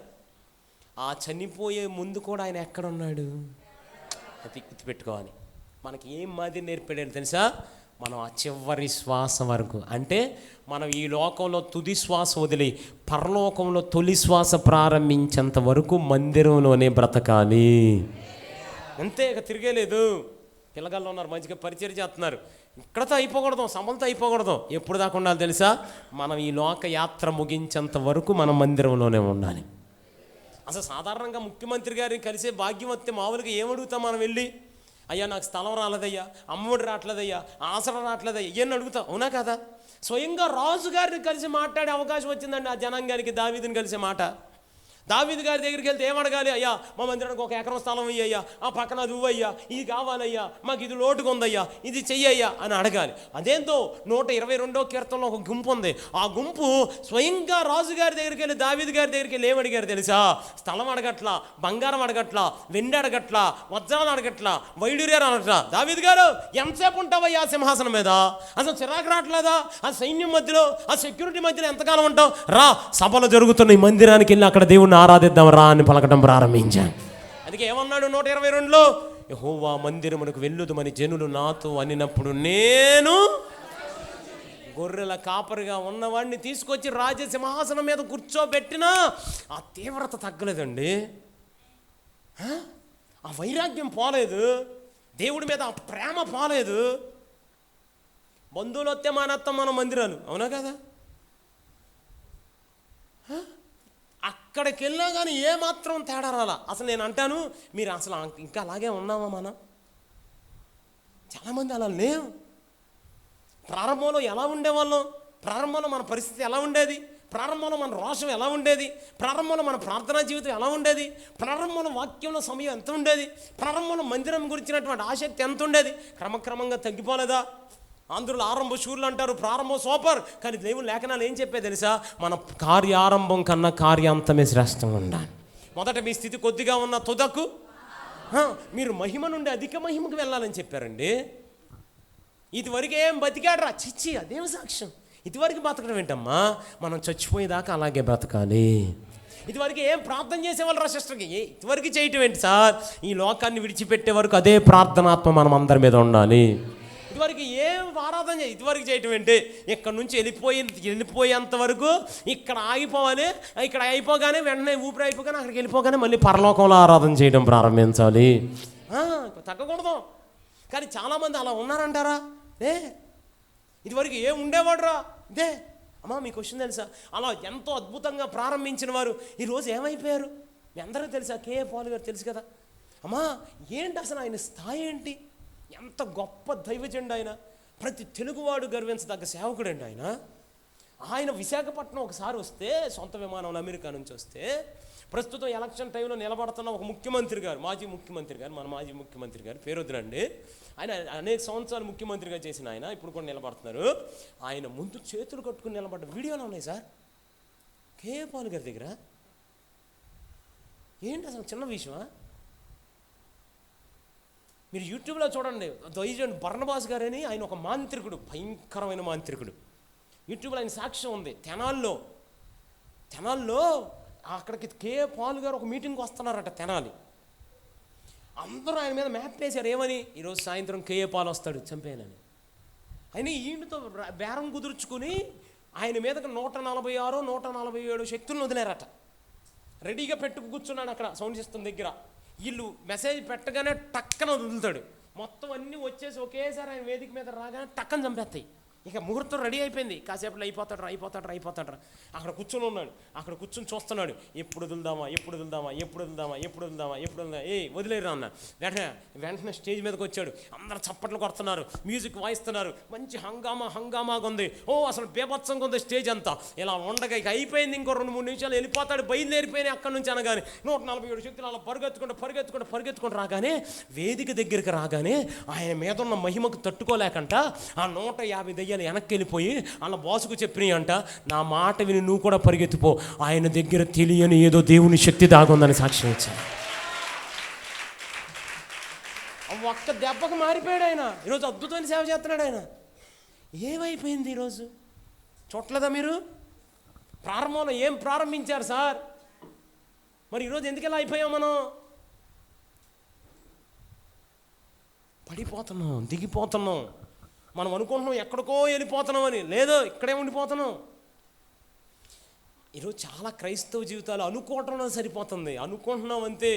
నయమాను ఎలీషా వచ్చిన రోగం మీద చెయ్యి ఉంచి ప్రార్థన చేసి నన్ను స్వస్థపరుస్తాడని అనుకున్నాను.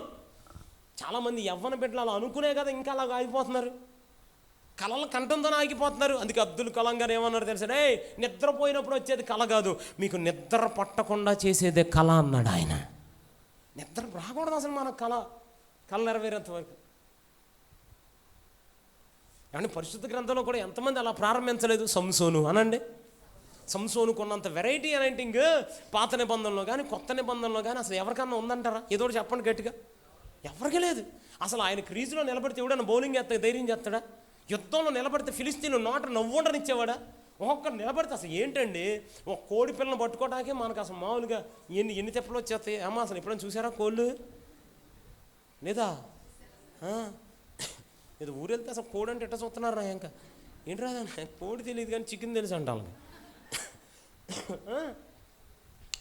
ఒక కోడి ఆ పలికి ఎక్కుద్ది, అది ఎక్కుద్ది, ఇది ఎక్కుద్ది, దాన్ని తీసుకొచ్చి పలికి కింద పెడితే అది వెళ్ళిపోద్ది. ఒక కోడికే ఎంత కష్టపడుతున్నావే. నక్కను చూసారా ఎప్పుడన్నా మీరు? ఏదో చెప్పండి, నక్కను చూసారా? ఎప్పుడైనా పట్టుకున్నారా? దొరకదు. అలాంటిది ఎన్ని నక్కలు పట్టుకున్నాడు? 300 నక్కలు పట్టుకుంటాడా? తోకలు 3 వేసేస్తాడా? అంటే అసలు ఏం అభిషేకం అండి బాబు అసలు అది. అసలు ఏం మనిషి అసలు ఆయన. గాడిద ఎంత, దాని తలకాయ ఎంత, దాని దవడ ఎంత, దవడ ఎముక ఎంత. ఒక్క గాడిద దవడ ఎముక సక్క 1000 మందిని లేపేస్తా. అమ్మో అసలు అదేం అభిషేకం. నేను ఒక మాట అడగనా? ప్రారంభం సూపర్, కానీ ముగింపు కూడా అలాగే ఉందా సంసోన్ది? కానీ పరిశుద్ధ గ్రంథంలో నాకు తెలిసిన ఒక అబ్బాయి ఉన్నాడు. తండ్రి ప్రేమకు దూరం అయిపోయాడు, అన్నల పగకు దగ్గరైపోయాడు, వస్త్రాన్ని కోల్పోయాడు, నీరు లేని బావిలో తోయబడ్డాడు. అటువైపుగా ఇష్మాయిల్ వస్తుంటే 1వ అమ్మబడ్డాడు. వెళ్ళిపోయి పోతిఫర్కు 2 సార్లు అమ్మబడ్డాడు. ఆ పనికిమాలిన పోతిఫర్ భార్య చేతులు నిందించబడ్డాడు. వెళ్ళిపోయి నేరుగా చెరసాల్లో పడ్డాడు. పేరు చెప్పొచ్చుగా. నేను ఒక మాట అడగనా? ఆయన ప్రారంభం ఏమన్నా బాగుందా? మాట్లాడాలి, బాగుందా? ముగింపు బాగుందంటారా బాగోలేదంటారా? ఖచ్చితంగా బాగుంది. తండ్రికి ఏమో మంచి కొడుకు కనపడ్డాడు యోసేపులో, అన్నలకేమో పిచ్చి కలలు గల తమ్ముడు కనపడ్డాడు. మొదటిసారి కొనుక్కున్న ఇష్మాయిల్కి ఒక బానిస కనపడ్డాడు. రెండోసారి కొనుక్కున్న పోతిఫర్కి ఒక బానిస కనపడ్డాడు. ఆ పోతిఫర్ భార్యకి ఒక మగాడు కనపడ్డాడు. చెరసాల యజమానికి ఒక నేరస్తుడు కనపడ్డాడు. ఖైదీలందరికీ తోటి ఖైదీ కనపడ్డాడు. కానీ నేను ఆరాధిస్తున్న యేసయ్యకి ఐగుప్తు దేశానికి ప్రధానమంత్రి కనపడ్డాడు యోసేపు. ఫరో ఇంటికి ప్రభువుగాను, ఐగుప్తు అంతటికి దేవుడుగాను. సొంత అన్నలే. అమ్మా ఈ మాట వినండి, సొంత అన్నలే 16 సంవత్సరాలు యోసేపు చేతిని బువ్వకు దూరం చేశారు. 16 ఏళ్ళు సొంత కడుపును పుట్టినవారే. వినాలనా ఏమన్నా బిడ్డలో? సొంత వాళ్ళే ఆ యోసేపు చేతిని 16 సంవత్సరాల అన్నానికి దూరం చేసేస్తే 16 సంవత్సరాల అన్నానికి దూరం అయిపోయిన ఆ చేత్తో నేను ఆరాధిస్తున్న దేవుడు 2 దేశాలకు అన్నం పెట్టించడం ప్రారంభించాడు. అక్కడ అది కంటే 50 అధ్యాయం ఇంటికి వెళ్ళిన తర్వాత చదవండి. అన్నలారా భయపడకండి, నేను మీకు మీ పిల్లలకు. అమ్మా అన్నానికి దూరం చేసేసిన వాళ్ళతో చెప్తున్నమాట, భయపడకండి, మీ పిల్లలకు కూడా నేను అన్నం పెడతా. మీరైతే నన్ను నమ్మేశారు, కానీ సకల జనుల మేలు కోసం దేవుడు దీన్ని అనుమతించాడు అన్నాను. ఏం ముగింపండి అది? అసలు ఏం ముగింపది?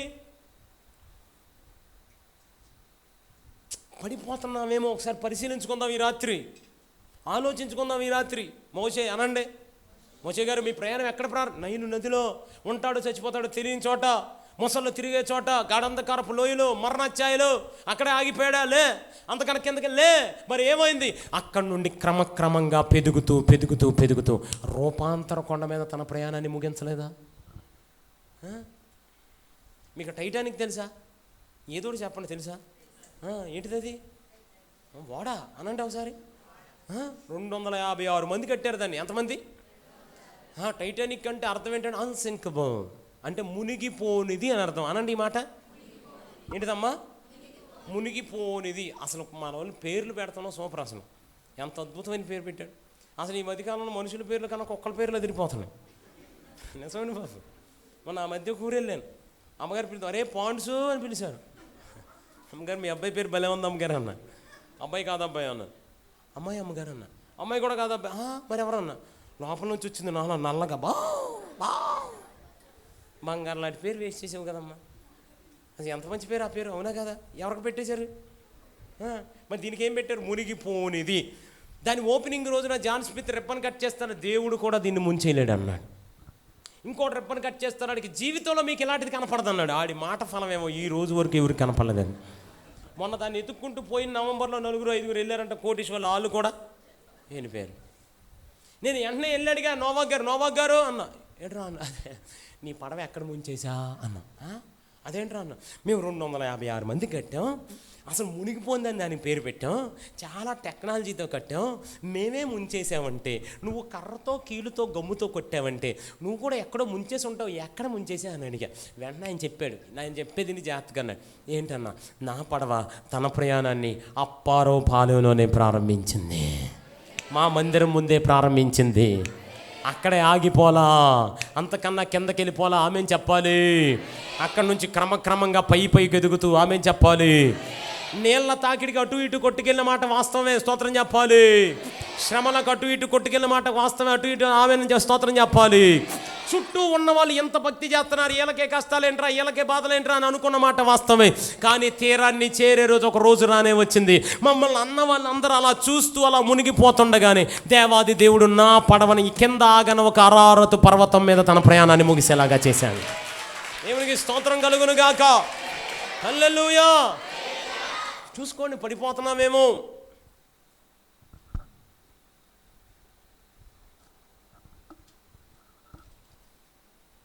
యేసు దేవాలయములో ప్రవేశించి ఆఖరి శ్వాస వరకు ఎక్కడ బ్రతకాలి? మనం మందిరంలోనే బతకాలి. అందరూ తిరిగేలేదు. ఇక మీ పిల్లల్ని ఎక్కడ పెంచడానికి ఎక్కువ ఇష్టపడాలి? మందిరంలోనే. మా అన్నయ్య ఉన్నారు, అడగండి, పాస్టర్ గారు అయినా. నేను చిన్నప్పటి నుంచి మందిరంలోనే. మా పాస్టర్ గారు ఇదివరకు మాకు డ్యూటీ ఎక్కడ వేసామంటే బాత్రూమ్ దగ్గరే. హల్లెలూయా. ఇంట్లో ₹1 పని చేయం, కానీ ఇప్పటికీ ఎవరన్నా శుభ్రం చేయకపోతే మా బాత్రూమ్లు మేము ఎక్కడికి వస్తాం? మా మందిరంలో కడుక్కోవటమే, తప్పే ఉంది. అసలు ముందు నేను బాత్రూమ్ శంకర్ని, ఆ తర్వాత అందరూ అడుగుతుంటారు, అన్నయ్య అసలు పాటలు ఎట్లా నేర్చుకున్నాను?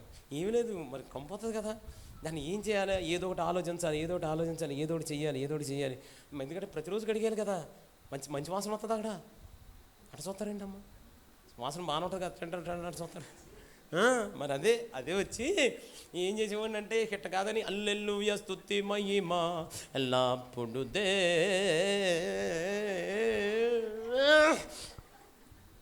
మళ్ళీ రెండో రోజు ఎల్లప్పుడు దే, అలా వచ్చేసి నేను ఆ గమకాలు పాటలన్నీ అట్లా వచ్చేసి. అందరూ అడుగుతారు, అన్నయ్య మేము 7 సంవత్సరాల నుంచి నేర్చుకుంటున్నాం సార్, మాకు రావట్లేదు, నీకు వచ్చేస్తా అంటారా? అరే 7 సంవత్సరాల నుంచి నేర్చుకుంటున్నావా? నా ద్వారా 4 రోజుల్లో నేర్పిస్తాను నీకు పాట. దేవుడికి స్తోత్రం. హల్లెలూయా. అంటే ఎండానికి అలా ఉండొచ్చు, కానీ నిజంగా ఆయన మందిర ఆవరణలో ఒక్క దినము గడుపుట 1000 దినాలు మర్చిపోడు అసలు ఆయన. మనమే మర్చిపోవండి. అసలు అంత పెద్ద అసలు ఏం దేవుడు అసలు? మన దేవుడు. ఎందుకు వెళ్ళాలి మన మందిరంలోకి? ఆయన వెళ్ళాడు కాబట్టి. స్తోత్రం చెప్పండి ఒకసారి గట్టిగా. అమ్మా చివరిగా కరెక్ట్గా 5 నిమిషాలు 5 మాటలు చెప్పి ముగిస్తాను. రైట్? మందిరానికి ఎందుకు రావాలి అది కూడా చెప్పాడు ఇక్కడ. ఈ అధ్యాయం ఈ వారంలో నేర్పించిన మాట అది కూడా చూసుకుని ప్రార్థన చేసేసుకుని వెంటనే వెళ్ళిపోదాం.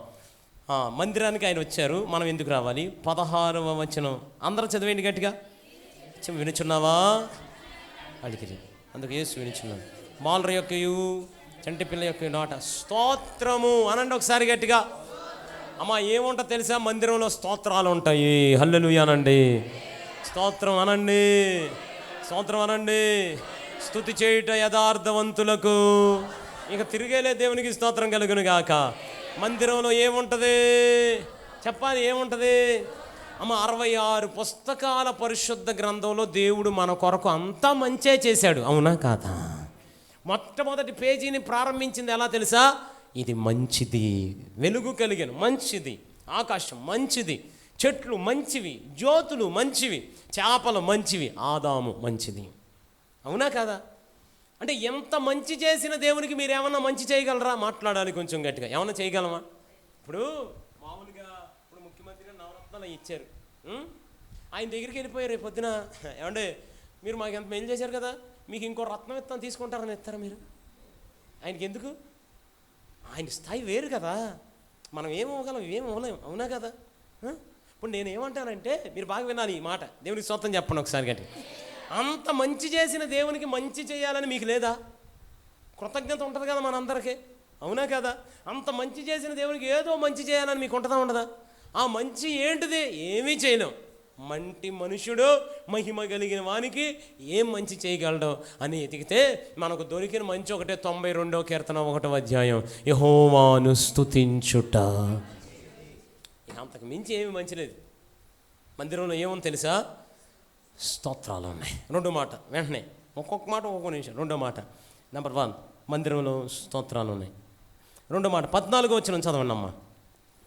గుడ్డివారును కుంటివారు. 15వ వచనం చదవండి. 15, ప్రధాన యాజకులను శాస్త్రులను, తర్వాత చిన్న పిల్లలను, తర్వాత లైన్లో చిన్న పిల్లలు. అంటే చూస్తే మందిరంలో ఎవరున్నారు తెలుసా? గుడ్డివారు ఉన్నారు, కుంటివారు ఉన్నారు, ప్రధాన యాజకులు ఉన్నారు, శాస్త్రులు ఉన్నారు, చిన్నపిల్లలు ఉన్నారు, పెద్దవారు ఉన్నారు, ప్రజలు ఉన్నారు. అనండి ఒకసారి గట్టిగా. అమ్మ, మన మందిరాలన్నీ ప్రజలతో నిండిపోబోతున్నాయి. హల్లెలూయా. వారిలో ఒక్కడు 1000 మందిని తరుముతాడు, ఇద్దరు 10,000 మంది. నేను అసలు అంటాను, నేను అంటాను ఆంధ్రప్రదేశ్లో ప్రతి మందిరంలో 1000 మందికి తగ్గకుండా విశ్వాసులు రావాలి. మంచిగా ఆమెనండి. ప్రతి మందిరంలో ఏ మారుమూల వెళ్ళినా 1000 మందిని సంపాదించగలగాలి మనం అందరం. దేవునికి స్తోత్రం కలుగును గాక. ఆ ఉద్యమం కోసం నేను ప్రార్థన చేస్తున్నాను, మీరు కూడా ప్రార్థన చేయండి. హల్లెలూయానండి. ఏ మందిరంలోకి వెళ్ళినా మినిమం 1000 మంది ఆమెనండి గట్టిగా. అయ్యారు నువ్వు సేవ ప్రారంభించి 2 సంవత్సరాలేగా, 2 సంవత్సరాలు ఎందుకు? ఒక్క రోజైనా చాలు. మోషేకు ఒక్క రాత్రిలో ఇచ్చాడు 30 లక్షల ఆత్మలు, అవునా కదా? 2 సంవత్సరాలు ఇవ్వగలడు ఆయన 1000 ఆత్మలు. ఆమెనానండి ఒకసారి. 1000 మంది మారతారు. నమ్మిన వారు ఎవరైనా ఉంటే వారు మాత్రం ఆమెను చెప్పండి. దేవునికి స్తోత్రం కలుగును గాక. ఎవరున్నారు? ప్రజలు ఉన్నారు. ప్రజలతో అమ్మా నేను ఒక మాట అడుగుతాను, మీరు పెళ్ళిళ్ళకి ఎప్పుడన్నా వెళ్ళారా? వెళ్ళలేదా? మరే ఇందాక చెప్పలేదు. ఎప్పుడన్నా వెళ్ళారా లేదా? గట్టిగా చెప్పండి నాన్న. వెళ్ళారా? వెళితే ఎక్కువ ఎక్కడ ఉండాలని కోరుకుంటారు? భోజనాల దగ్గర. ఎవరి దగ్గర ఉండాలని కోరుకుంటారు? అమ్మా గట్టిగా చెప్పండి అమ్మా. పెళ్లి కొడుకు పెళ్ళి ఫోటోలు తెస్తారు, సూపర్ నాన్న. నిజమే, అందరూ పెళ్ళిళ్ళకి వెళ్తే పెళ్లి కొడుకు దగ్గర పెళ్లి కూతురు దగ్గర ఉండాలని ఆశపడతారు, ఫోటోల్లో పడాలని. కానీ మీకు విషయం తెలుసా? యేసయ్య ఆ రాతి బాణల దగ్గర నిలబడి ఉన్నాడు. ఎందుకు రాతి బాణల దగ్గర నిలబడి ఉన్నాడు? అక్కడ కొరత ఏర్పడింది, అక్కడ కరువు ఉంది. ద్రాక్షరసం అయిపోవటం అవమానం, అక్కడ అవమానం ఉంది. అక్కడ రోదన ధ్వని ఉంది. పెళ్లి కొడుకు పెళ్లి కూతురు తండ్రికి కాసేపట్లో అవమానం రాబోతుంది. అందుకే అక్కడ ఆయన నిలబడి ఉన్నాడు. విషయం తెలుసా? చాలామంది చాలా అవసరంతో మందిరానికి వస్తారు. కొంతమంది అనారోగ్యంతో, కొంతమంది అప్పుల బాధతో, కొంతమంది భయంకరమైన పరిస్థితులతో. మీకు తెలుసమ్మా, ఆయన ఎక్కడో ఉండడు. ఎవరి దగ్గర అవసరంతో వారి దగ్గర ఆయన నిలబడి ఉంటాడు. ఆయన బాణాల దగ్గర ఉంది. నెంబర్ 1 మందిరంలో స్తోత్రాలు ఉన్నాయి. నెంబర్ 2 ప్రజలు ఉన్నారు. నెంబర్ 3 14 వచనం, గుడ్డివారును కుంటివారు దేవాలయంలో ఆయన ఎద్దుకు రాగా ఆయన వారిని స్వస్థ. నెంబర్ 3 ఏముందమ్మా మందిరంలో? గట్టిగా చెప్పాను నాన్న, స్వస్థత అనండి ఒకసారి గట్టిగా. హల్లెలూయా. నేను ఒక మాట చెప్తుంటాను, మీరు వెనక ఆమె నేను గట్టిగా. యెహోవా రాఫా మన ఇంటి వైద్యుడు గనక మనకు రోగం రానే రాదు. 23 నిర్గమాకాండం, మీ ఆహారం మీ పానీయం దీవించబోతున్నాడు, మీ కుటుంబం నుంచి రోగాలను తరిమైపోతున్నాడు. 91వ కీర్తన, ఆయన నీడలో ఏ తెగులు మీ గుడారానికి రాదు, పగల ఎండ దెబ్బ రాదు, రాత్రి వెన్నెల దెబ్బ రాదు, దీర్ఘాయువుతో ఉంటాము. 105వ కీర్తన, మన కుటుంబాల్లో మన సంఘాల్లో మన వంశాల్లో ఎవరు నిస్సత్తువతో చావరు. 118వ కీర్తన, నేను చావను సజీవుడైన నామాన్ని ఆరాధిస్తాను. సామెతలు 3వ అధ్యాయం, ఆయన వాక్యం మన దేహంలో ఆరోగ్యమును మన ఎముకల్లో పుష్టినివ్వబోతుంది. యెషయా 40, ఆయన రెక్కల నీళ్ళు మనం పక్షిరాజు వలె ఆయన ఎదురు చూడగా బలవంతులమై పైకి ఎగురుతూ ఉంటాము. సామెతల గ్రంథం ప్రకారం ఆయన నామం బలమైన దుర్గం, అందులోకి అనారోగ్యం రాదు, కాబట్టి మనందరం సురక్షితంగా ఉంటాము. యోహాను 6 మనం బలంగాను ఆరోగ్యంగా ఉంటాము. యెహెజ్కేలు 37 ఎండిన ఎముకల్లో గడగడ మన శబ్దం వినపడమే కాకుండా కండరాలు వచ్చాయి, గుండె వచ్చింది, అవయవాలు వచ్చాయి, రక్తం వచ్చింది, చర్మం వచ్చింది, అన్నిటికీ ముంచి దేవుని జీవాత్మ అందులోనికి వచ్చి సైన్యంగా మారారు. మలాకి 4:2 ఆయన రెక్కలనేడ మీకు ఆరోగ్యం కలగబోతుంది. మత్తయి 4:4 రొట్టె ద్వారా కాదు మీరు మాట వల్ల బతకబోతున్నారు. లోక 1:37 అసలు జరగవనుకున్న అనేకమైన అద్భుతాలను ఆయన చేయబోతున్నాడు. లోక 13 మీకు వెన్నెముక కిడ్నీ సమస్యలు రావు, ఒకవేళ ఉన్నవన్నీ తగ్గిపోతాయి. ఈ స్వస్థత దేవాది దేవుడు ఈ రోజు రాత్రి మందిరంలో మనందరికి అనుగ్రహించునుగాక. స్వస్థత ఉంది. 4వ మాట 12వ వచనం, యేసు దేవాలయంలో ప్రవేశించి. అమ్మా నెంబర్ 1 చాలు, స్తోత్రాలు ఉన్నాయి, ప్రజలు ఉన్నారు, అక్కడ ప్రభు ఉన్నాడు, స్వస్థత ఉంది. 3వది ప్రవేశించి దేవుని సన్నిధి ఉంది. అనండి ఈ మాట గట్టిగా, గట్టిగానండి, సన్నిధి అనండి. మనకి ఏం ఉన్నా లేకపోయినా ఆయన సన్నిధి ఉంటే చాలు. అందుకే మోషే అన్నాడు, నీ సన్నిధి నాకు తోడుకోవచ్చు నాయన. అందుకే యెషయాలో వారు పరిశుద్ధుడు పరిశుద్ధుడిని ఆరాధిస్తుండగా ఆ సన్నిధి అంతా ప్రభావంతో నిండిపోయిందంట. స్తోత్రాలు ఉన్నాయి, ప్రజలు ప్రభు ఉన్నారు, స్వస్థంది. దేవుని సన్నిధి. ప్రభు కోసం వెళ్ళాలండి అసలు మందిరానికి. ఎలీషా గారి కోసమా, విలియమ్స్ గారి కోసమా, జార్జ్ బుష్ కోసమా? చచ్చే కాదు. అసలు ఈ మధ్యకాలం ఇది ఎక్కువైపోయింది. పలానా మా ఫేవరెట్ సింగర్ వస్తేనే మేము పెద్ద పెద్ద పాస్ గారు వస్తే అక్కడ అత్తిల్లో గొప్ప దైవజనులు ఉంటారు, ఏజెన్సీలో పనిచేస్తారు. ఆ దైవజనుడి పేరు దేవరాజు గారి సమ్మేదం. ఆయన మొన్న జనవరిలో సభలు పెట్టారు. ఆ సభలకి అబ్రహామయ్య గారిని పిలిచారు. అంత పెద్ద దైవజనుడు ఆయన ఉన్న తరంలో మనం ఉంటే మనకు ఆశీర్వాదం. అయితే ఆ దైవజనుడు అక్కడ కూర్చుని ఉండగానే ఈ దైవజనుడు సాక్ష్యం చెప్తున్నాడు. ఏమనంటే, అయ్యా మీకు వందనాలు, మీరు మా ప్రాంతంలో అడుగు పెట్ట మాకు ఆశీర్వాదం. అయితే మిమ్మల్ని పిలిచినందుకు నేను చాలా బాధపడుతున్నాను అయ్యా అన్న. నిజం. అందరూ అలాగే షాక్ చూస్తున్నారు. ఏ అని అనగానే అప్పుడు ఆయన చెప్పారు, అయ్యా అందరూ ఫోన్ చేశారయ్యా, మీరు ఎప్పుడు వస్తున్నారని అడిగారయ్యా, అంతే, ఇంకో మాట అడగట్లేదయ్యా. అయ్యగారు ఏ రోజు వస్తున్నారు? ఇదే 1000 ఫోన్లు వచ్చినాయి అయ్యగారు మీకోసం. అసలు రాత్రి అయితే ఒక తల్లి ఫోన్ చేసి అయ్యగారికి ఎన్ని గంటలకు ఎత్తా మైకు అని అడిగింది అయ్యా. నాకు చాలా బాధ వేసింది అయ్యా. అప్పుడు నేను చెప్పాను, అమ్మా అబ్రహాం గారు అయితే ఆఖరి రోజు ఉంటారు, కానీ అబ్రహాం గారి దేవుడైతే మొదటి రోజు నుంచే మందిరంలో ఉంటాడని చెప్పాను అయ్యా. ఎందుకు వెళ్ళాలి మందిరానికి? మేము ఉన్నామన్నా మట్టే యేసయ్య ఉన్నాడు కాబట్టి రావాలి. చివరి మాట 13వ వచనం, నా మందిరము. అమ్మ నేను నా బైబిల్ మూసాను. నా మందిరము ప్రార్థనా మందిరం అనమాట. ఆమె చెప్పండి ఒకసారి.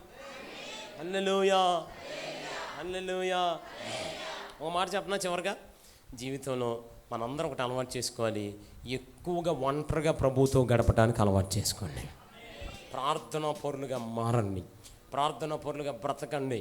నాన్న యవ్వన వయసులో ఉండగానే, బలం శక్తి ఉండగానే మోకాళ్ళు ఉంచండి.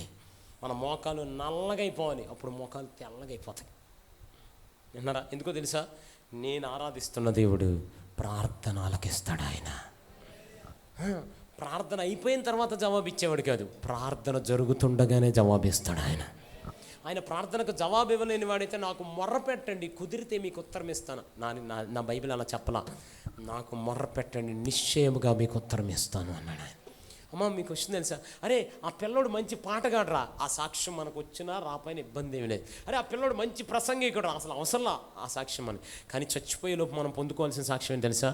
ఆడు మంచి ప్రార్థనాపరుడురా. అమ్మ పాటలు పాడేవారు ప్రజలకు కనపడుతున్నారు, ప్రసంగాలు చేసేవాళ్ళు ప్రజలకు కనపడుతున్నారు. కానీ మీకు తెలుసా? ప్రార్థించేవారు ప్రజలకు కనపడరు, పరలోకానికి ప్రభువుకి కనపడతారండి. ప్రార్థనా పరులుగా బ్రతకాలండి. ఇంటికి తర్వాత చదువుకోండి. మొదటి దినవృత్తాంతం గ్రంథంలో 4వ అధ్యాయం 9, 10లో ఎబ్బేజు ఒక ప్రార్థన చేస్తాడు. నా వెనక ఆ ప్రార్థన చెప్పండి. ప్రభువా నన్ను ఆశీర్వదించు నాయన, నా సరిహద్దులు విశాలపరచు నాయన, కీడు నా నుంచి దూరం చేయి నాయన, నా చెయ్యి వదిలిపెట్టొద్దు నాయన. తర్వాత నేను ఒక మాట ఉందేంటి తెలుసా? దేవుడు ఆయన చేసిన మనవిని అతనికి దయచేసాను. ఆయన అన్న దగ్గర ఆయన ఒకటి నా పేరు రాసేసుకున్నా. దేవుడు జార్జ్ బుష్ చేసిన మనవిని జార్జ్ బుష్గా అనుగ్రహించాను. యోబు 12:3 అంటాడు, దేవునికి మొర్ర పెట్టి ప్రత్యుత్తరము పొందుకున్నవాడనైన నేను కొట్టేసి నా పేరు రాసేసుకున్నా, దేవునికి మొర్ర పెట్టి జవాబు పొందుకున్నవాడనైన జార్జ్ బుష్. విశ్వాసం ఒప్పుకోలేదంతా. మన విశ్వాసం, దేవుని బిడ్డలం, దేవుని సన్నిధిలో ఉన్నాం. ఎందుకు సిలువేయబడ్డాడు? మన కోసమే తిరిగి లేచాడు. మన పాపాన్ని క్షమించాడు, మరణాన్ని మరణంతో చంపేశాడు, అహింసని అహింసతో చంపేశాడు. మీకు తెలుసు, ఆయనే చెప్పాడు, నా అంతటా నేను ప్రాణం పెడుతున్నాను, ఎవరికి దాన్ని తీసే అధికారం లేదు, మరలా ఇచ్చి మళ్ళీ దాన్ని తిరిగి తీర్చుకునేటువంటి అధికారం నాకే ఉందని చెప్పాడు. మన కోసం ఎంత చేశాడు, ఎలా వెళ్ళాడు, అతి త్వరలో మన అలాగే రాబోతున్నాడు. ఇంకా ఆలస్యం చేయకండి, ప్రభు సన్నిధిలో నిలబడండి, ప్రభు కొరకు పాటుపడండి, బాప్తిస్మాలు పొందండి, ప్రభువుని హృదయంలోకి సొంత రక్షకునిగా అంగీకరించండి. ఈ వారమంతా ప్రభువు నేర్పిన మాటలు, కొన్ని మాటలు మనం ధ్యానం చేసిన సమయం లేక ముగిస్తున్నాను. ఇంకా అధ్యాయం అంతా చదవండి, బోల్డని పాఠాలు నేర్పిస్తాడు దేవాదేవుడు మీకు. ప్రభు చిత్తమై మరొకసారి నేను రావడానికి అవకాశం ఇస్తే అప్పుడు మిగతా మాటలన్నింటిని మనం నేర్చుకునే ప్రయత్నం చేద్దాం. దేవునికి స్తోత్రం చెప్పండి. ముగింపులో ఒకసారి చెప్తున్నాను, నా వెనక అందరూ చెప్పండి, నన్ను చూస్తున్నాడు అనండి. నన్ను వెళ్ళమని పంపించాడు ఆయన, నేను వెళ్ళి అనేక మందిని తీసుకొస్తాను మందిరానికి, నాకు విడుదలనిచ్చాడు ఆయన అని చెప్పండి. నా ప్రవచనం నెరవేర్చబోతున్నాడు, వాగ్దానాలు నెరవేర్చబోతున్నాడు. ఈ సంవత్సరం నేను కూడా యేసయ్యలాగా తగ్గించుకుని విధేయుడిగా ఉండబోతున్నాను. గొప్ప స్థానంలోకి వెళ్ళబోతున్నాం, కానీ దేవునిలాగానే తగ్గించుకుని ఉండబోతున్నాం. బజార్లో అయినా మందిరంలో అయినా ఎక్కడైనా యేసయ్య కొరకు కేక వేసే వారంగానే మనందరం ఉండాలి. ఆ తర్వాత చదివే వారంగానే ఉండాలి మనందరం. ఎలా ఉండాలి? చదివే వారంగా. ఆ తర్వాత దేవునిలాగా మందిరానికి వెళ్ళే వారంగా ఉండాలి. ఏమన్నాయి మందిరంలో? స్తోత్రాలు ఉన్నాయి, ప్రజలు, దేవుడు ఉన్నాడు, బాణాల దగ్గర స్వస్థత ఉంది, ఆయన సన్నిధి ఉంది. అన్నిటికీ మించి ప్రార్థన ఆలకించే దేవుడు మన ప్రార్థన ఆలకిస్తున్నాడు. అందుకే మందిరంలో మరువకుండా కనపడాలి. నేను అంటాను, మనసారా ఈ మాటలన్నిటిని హృదయంలోకి తీసుకుందాం. ఇంటికి వెళ్ళిన తర్వాత ఒక్కసారి మత్తయి సువార్త 21 చదవండి. జీవితంలోకి మీరు చదవకుండా గుర్తుండిపోతుంది మీకు. అనేక పాఠాలు ఇంకా తర్వాత వచ్చిన చాలా వచ్చినాను, అంజూరపు చెట్టు దగ్గరికి వెళ్ళటం, ఇవన్నీ ఉంటాయి. మీ అందరికీ దేవుడు నేర్పిస్తాడు. దేవుడు అట్టి కృప మనందరికీ అనుగ్రహించి ముందుకు నడిపించును గాక. ఒకసారి అందరు లేచి నిలబడతారా? ఒక్క చిన్న మాట ప్రార్థన చేసుకుని వెళ్ళిపోదామా? ఒక్క చిన్న తీర్మానం. అమ్మ దయచేసి విసిగిపోవద్దు, దయచేసి వెళ్ళిపోవద్దు. 2 నిమిషాలు ఆశీర్వాద ప్రార్థన అయిన తర్వాత వెళ్దాం. 2 నిమిషాలు, కానీ ఒక్క తీర్మానం తీసుకుని వెళ్దాం. 2 చేతులు పైకెత్తి ఒక్క నిమిషం ఆకుండా, 2 చేతులు పైకెత్తి ఒక్క నిమిషం. సి మేజర్, 2 చేతులు పైకెత్తి.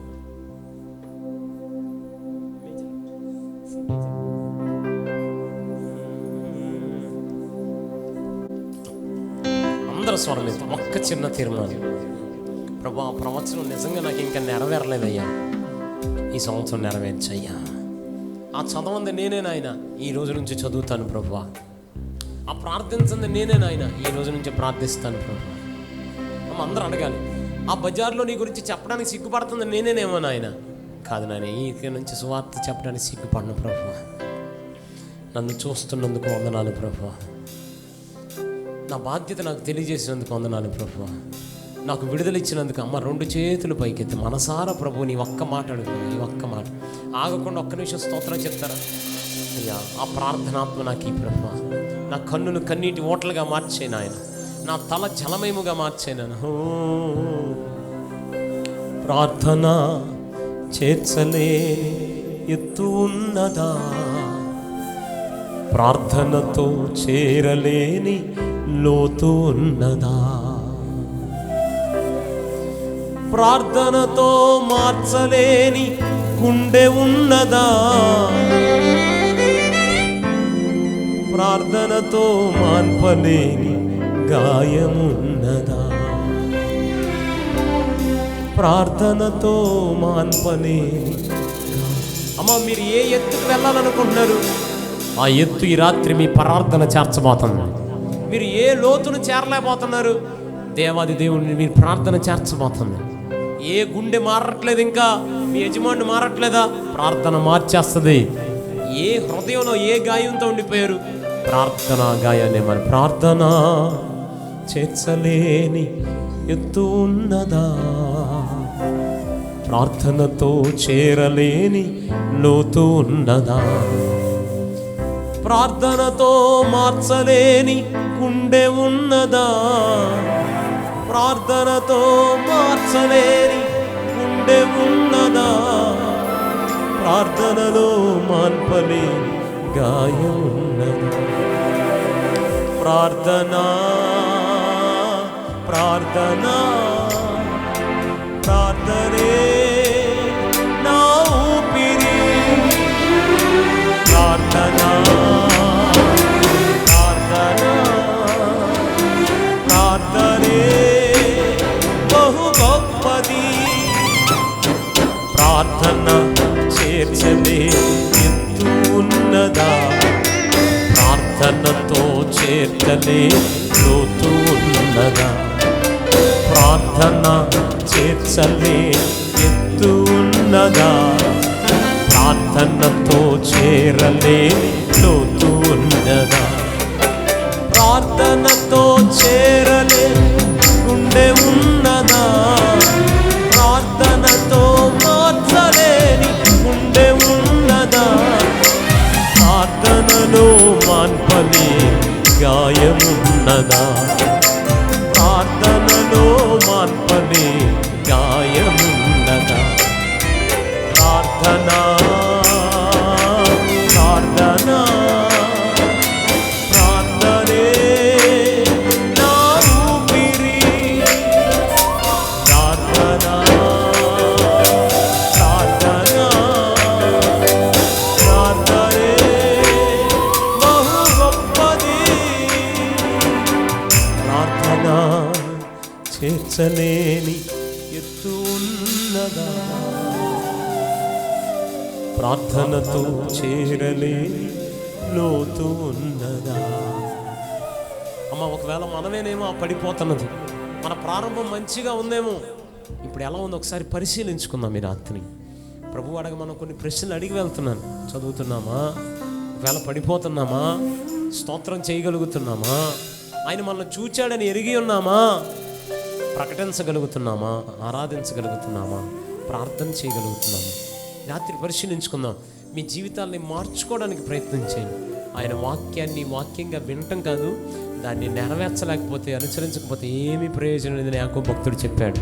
ఒక తీర్మానం తీసుకోండి. ప్రభువా, నా బిడ్డ వైపు చూడు నాయన, నా పరిచర్యను చూడు నాయన, నా కుటుంబాన్ని చూడు ప్రభువా, మా జీవితాన్ని మార్చు నాయన, మా కుటుంబాల్లో నీ కృప చూపించు నాయన.